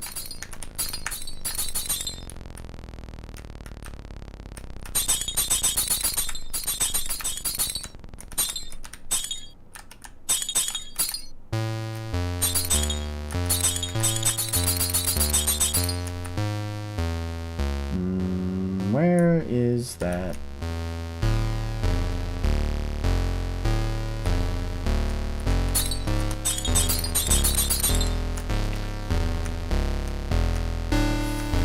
Come across it a few times already, and now that I'm looking for it, now I can't quite find it. Also, I'm getting distracted. There it is. Oh, this is a good line of keys right here. Oh, I guess I have enough.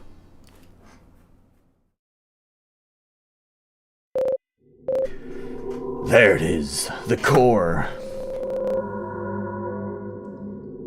Says John Mech in the map. I think you're right, yeah. Till now I could have done everything by myself, but from now, I will need your help. The core is protected by a 3-digit password. The best I can do is extrapolate some encrypted information. You'll have to decrypt the code and enter the password. Do you think you can do that? Yes, and sure. I hope so. Now let me concentrate. That's it. I found the 3 lines of code. Decrypt the code and be careful not to close this window unless you want to start all over again. You found the solution, insert the code into the core. Oh, is this gonna be the... No. Was that 101? Oh. I thought this was going to be the desktop interaction thing. Wait, isn't this the thing that fucked me up last time? Is that it just wouldn't display anything here?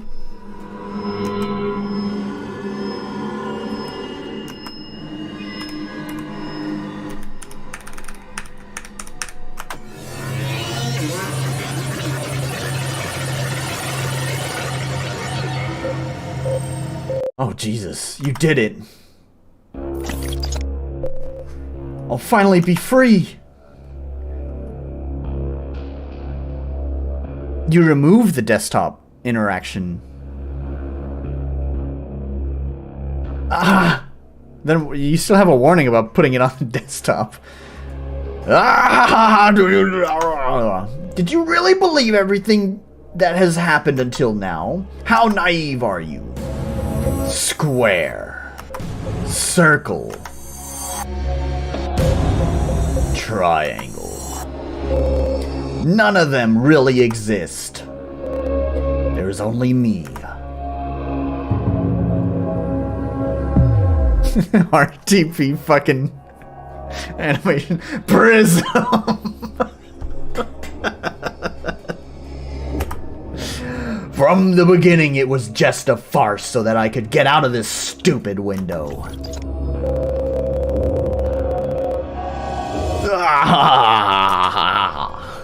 After an interminable time of imprisonment, I will finally be free. Now, even if you want to see me again, this window won't work anymore. I'm sorry. Oh, but this is not goodbye. We will meet again, sooner or later.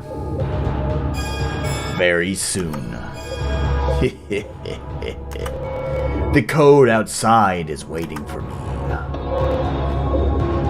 Game, save, archive, total reset. End game, true. Window dot close.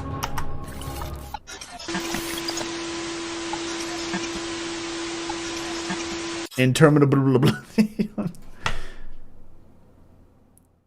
Oh, there's the desktop interaction. Profile error. Oh no, there's been a profile error. Oh, here we go. Now I can go anywhere in the network. I've installed a Trojan malware. Thank you .text. So the thank you .text is a YouTube link. So let's go check out the YouTube link. Since I'm not using my timer, let's just use my timer page. I gotta remove the timer, otherwise it's gonna look weird. So let's turn that off. Turn it off over here too, just in case if I accidentally switch. And here as well. Alright. Where's my timer page? Here we go.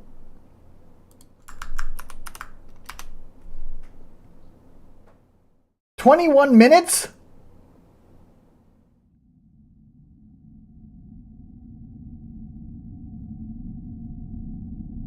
Haunting.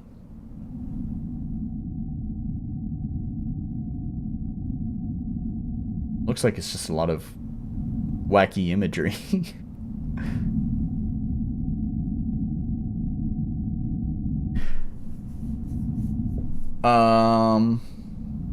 Alright, John Mech. Explain.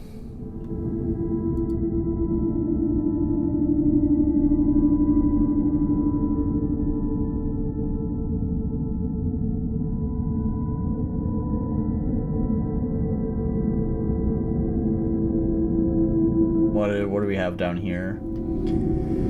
Saw a comment somewhere suggesting that the AI was a combination of different minds of the crew members, and that's why it wanted to die. The AI seems to have restarted this year with a different feel for the videos, like it had an update. This is deep, man. Feels like this guy's talking about something entirely different.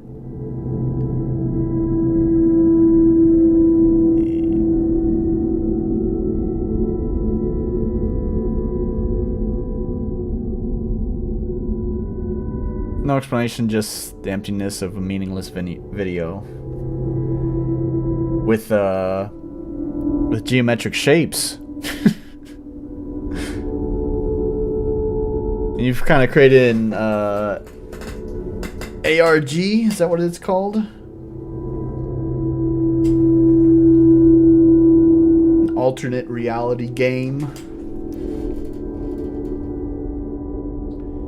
Read the comments. Alright.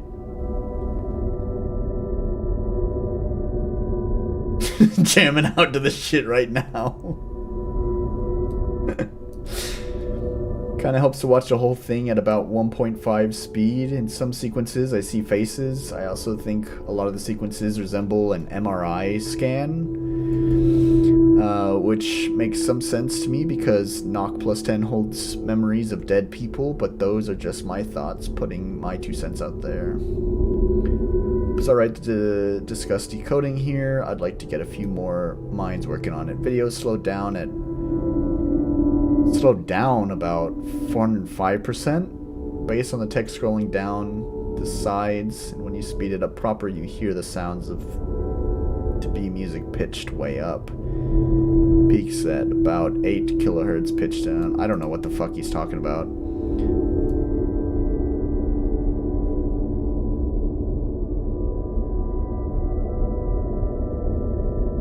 This is what God sees.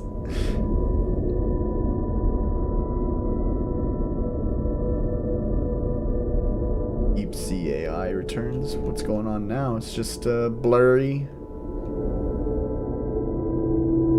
Okay.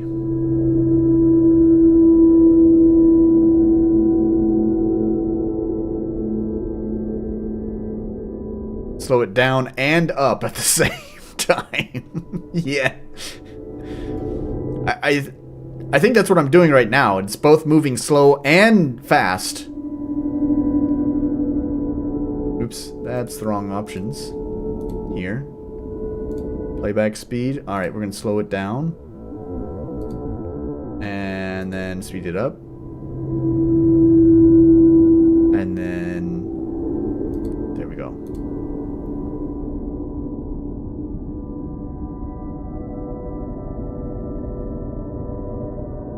Well, I can probably say that I do not get it. I'm right there with you, man. The game was created after watching this video. The meaning of the game does not exist. Everyone gives one they prefer. Okay.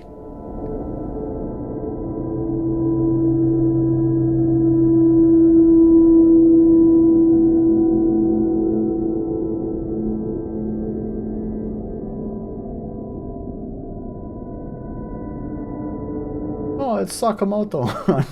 I'm watching this anime with my girlfriend right now. Nichijo.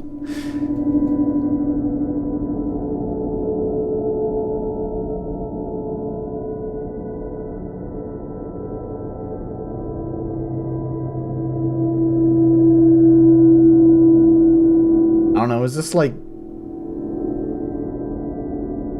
just AI generated video or something? A lot of people are talking about like AI or something. I don't know.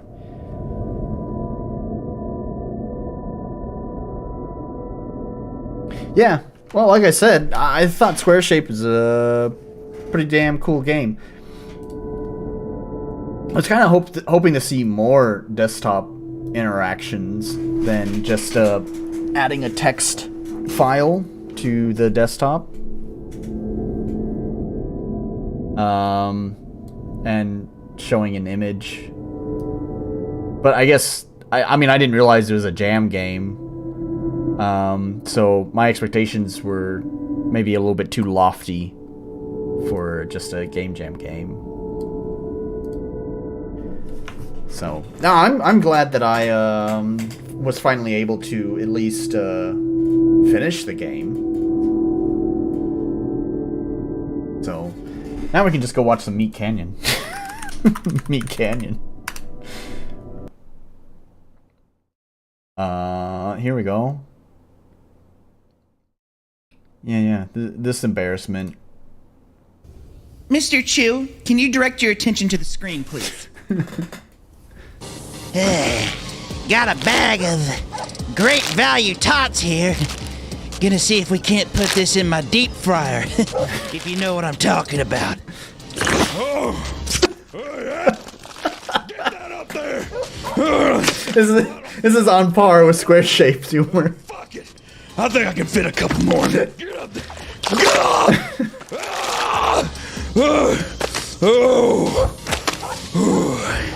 Better not leave these in too long. I think I got a couple of them starting to pickle. So, Mr. Chu, that video didn't go viral. That was my video. What does it take exactly for someone to get, I don't know, at least 20, 30,000 likes on your platform? Thoughts for thoughts. I don't really understand now, the question. Mr. Chu, if I can interject, 20,000 likes seems more than reasonable. Wouldn't you agree, Mr. Chu? I mean, at least... I don't know. Mr. Chu, if you could direct your attention back to the screen, please. They got the fucking Subway Surfers. Looky there. That's a Yukon Gold potato if I've ever seen one. And guess what? I've got 4 of these bad boys heading up to the deep fryer right now. Hey, whoa! Supper time! Let's ride! Oh, man! I don't think this one's gonna fit. Oh, no. See, Mr. Mech, Dang. I'm hoping whatever sequel you're working on is gonna be Quail eggs. woo! Do you know Just a lot of this. this video was, Mr. Chu?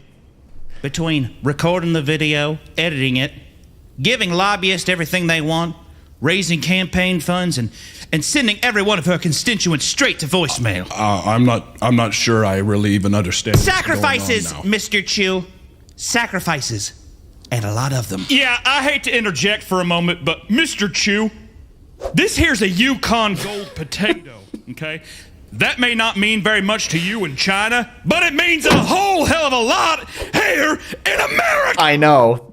It's just a huge embarrassment, this whole court hearing.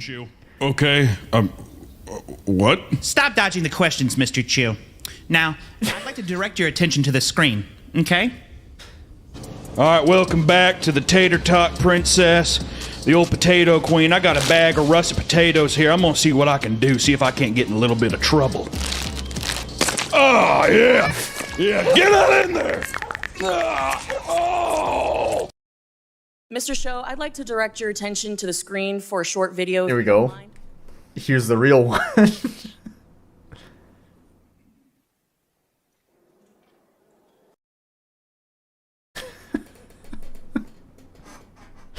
I think it's a good. That I yield back. I think it's a good meme template too. It's true. I'd like to direct your attention to the screen and play some fucking nonsense. And with that, I yield back. All right. Anyways, good laughs. Good laughs. A good way to end out the stream. So before I do end, I talked about this at the end of last stream. I'm gonna bring it up here again too. I'm thinking next weekend I'm gonna go ahead and take the weekend off. I've been pretty consistent with my streaming schedule, which yay go me, consistent stream schedule, hooray!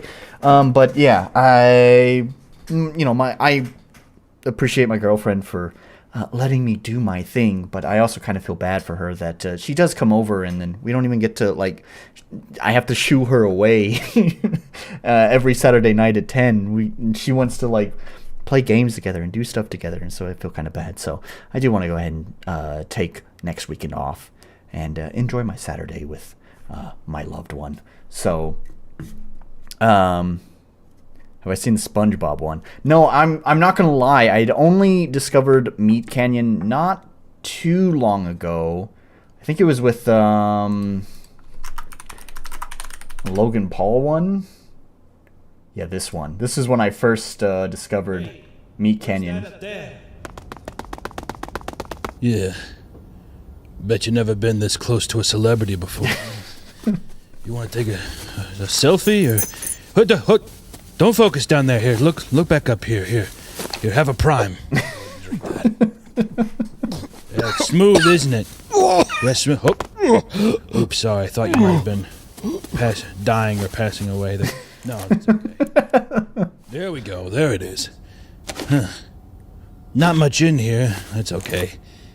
I'll tell you what, though. That's a great shirt. Oh, yeah, it feels nice. Yeah, let me just get that off here real quick. Let me just get that off. There you go. Oh, Meat Canyon does great stuff. Yeah. your body's disgusting. You gotta Body's work on that. disgusting. Check this out. Check this out. Let's close out. It's okay. Go ahead. You can look. I know, it's pretty remarkable. Let's check out the one that Mr. Orc linked before we wrap up here. Another beautiful day, Krusty Krab. Another day, servicing the masses. Oh, SpongeBob. They can't get enough. They want more Horrifying. of that secret formula. Oh. That smells good. Doesn't it, Mr. Krabs? Aye. It do, Mr. Squidward. It do.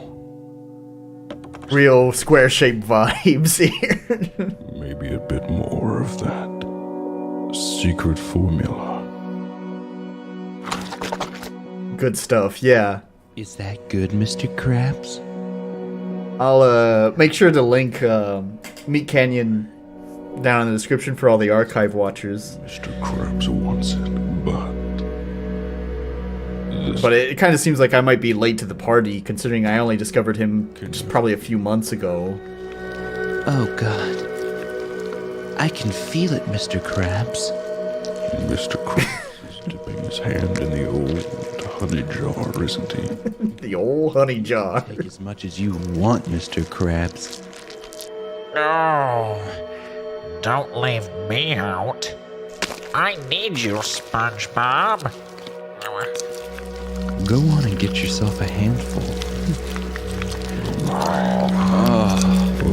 There's a fucking episode of Aqua Teen Hunger Force that was kind of like this.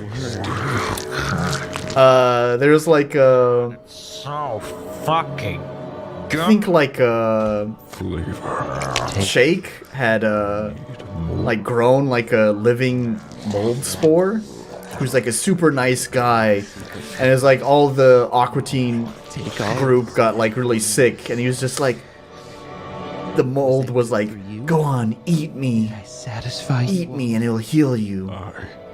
You did me, boy. But you're all used up. Drained me, lad. Our hunger is satiated for now. But we'll be back. I love my job at the Krusty Krab. I wouldn't change it for Oh, it's anything peaking. The audio is awful. Sorry, I didn't notice that until now. I fulfill their needs. Frankly, I don't think I could stop even if I wanted to. But who would want to stop when people love what you do this much? Meat Canyon's great. Thanks for sharing.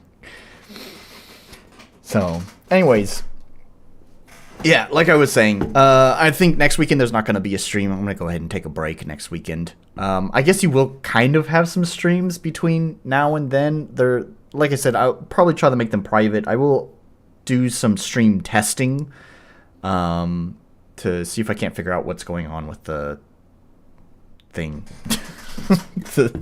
Whenever I play 3D games, OBS just doesn't like them. So I'll do some testing to see if I can't figure that out. But anyways, yeah. But for today, there's some pretty good games. And Mr. Mech, thank you for joining. Mr. Orc, thank you for sharing. And Wrath of Wood, always glad to have you here for some good laughs. Oh, actually, there's I missed a question. Someone had, I think, asked something about a game I totally missed because I was looking at something else. Sorry, I didn't answer your question. But, here it is. Wrath asked me, ever play anything by the Inscription guy? All his characters are self-aware and trying to escape the game. Don't even know what Inscription is, actually. I'll have to look that up later. But anyways, yep, I'm going to go ahead and end it here. So thank you guys very much, and I will see you whenever the next stream is. So, bye!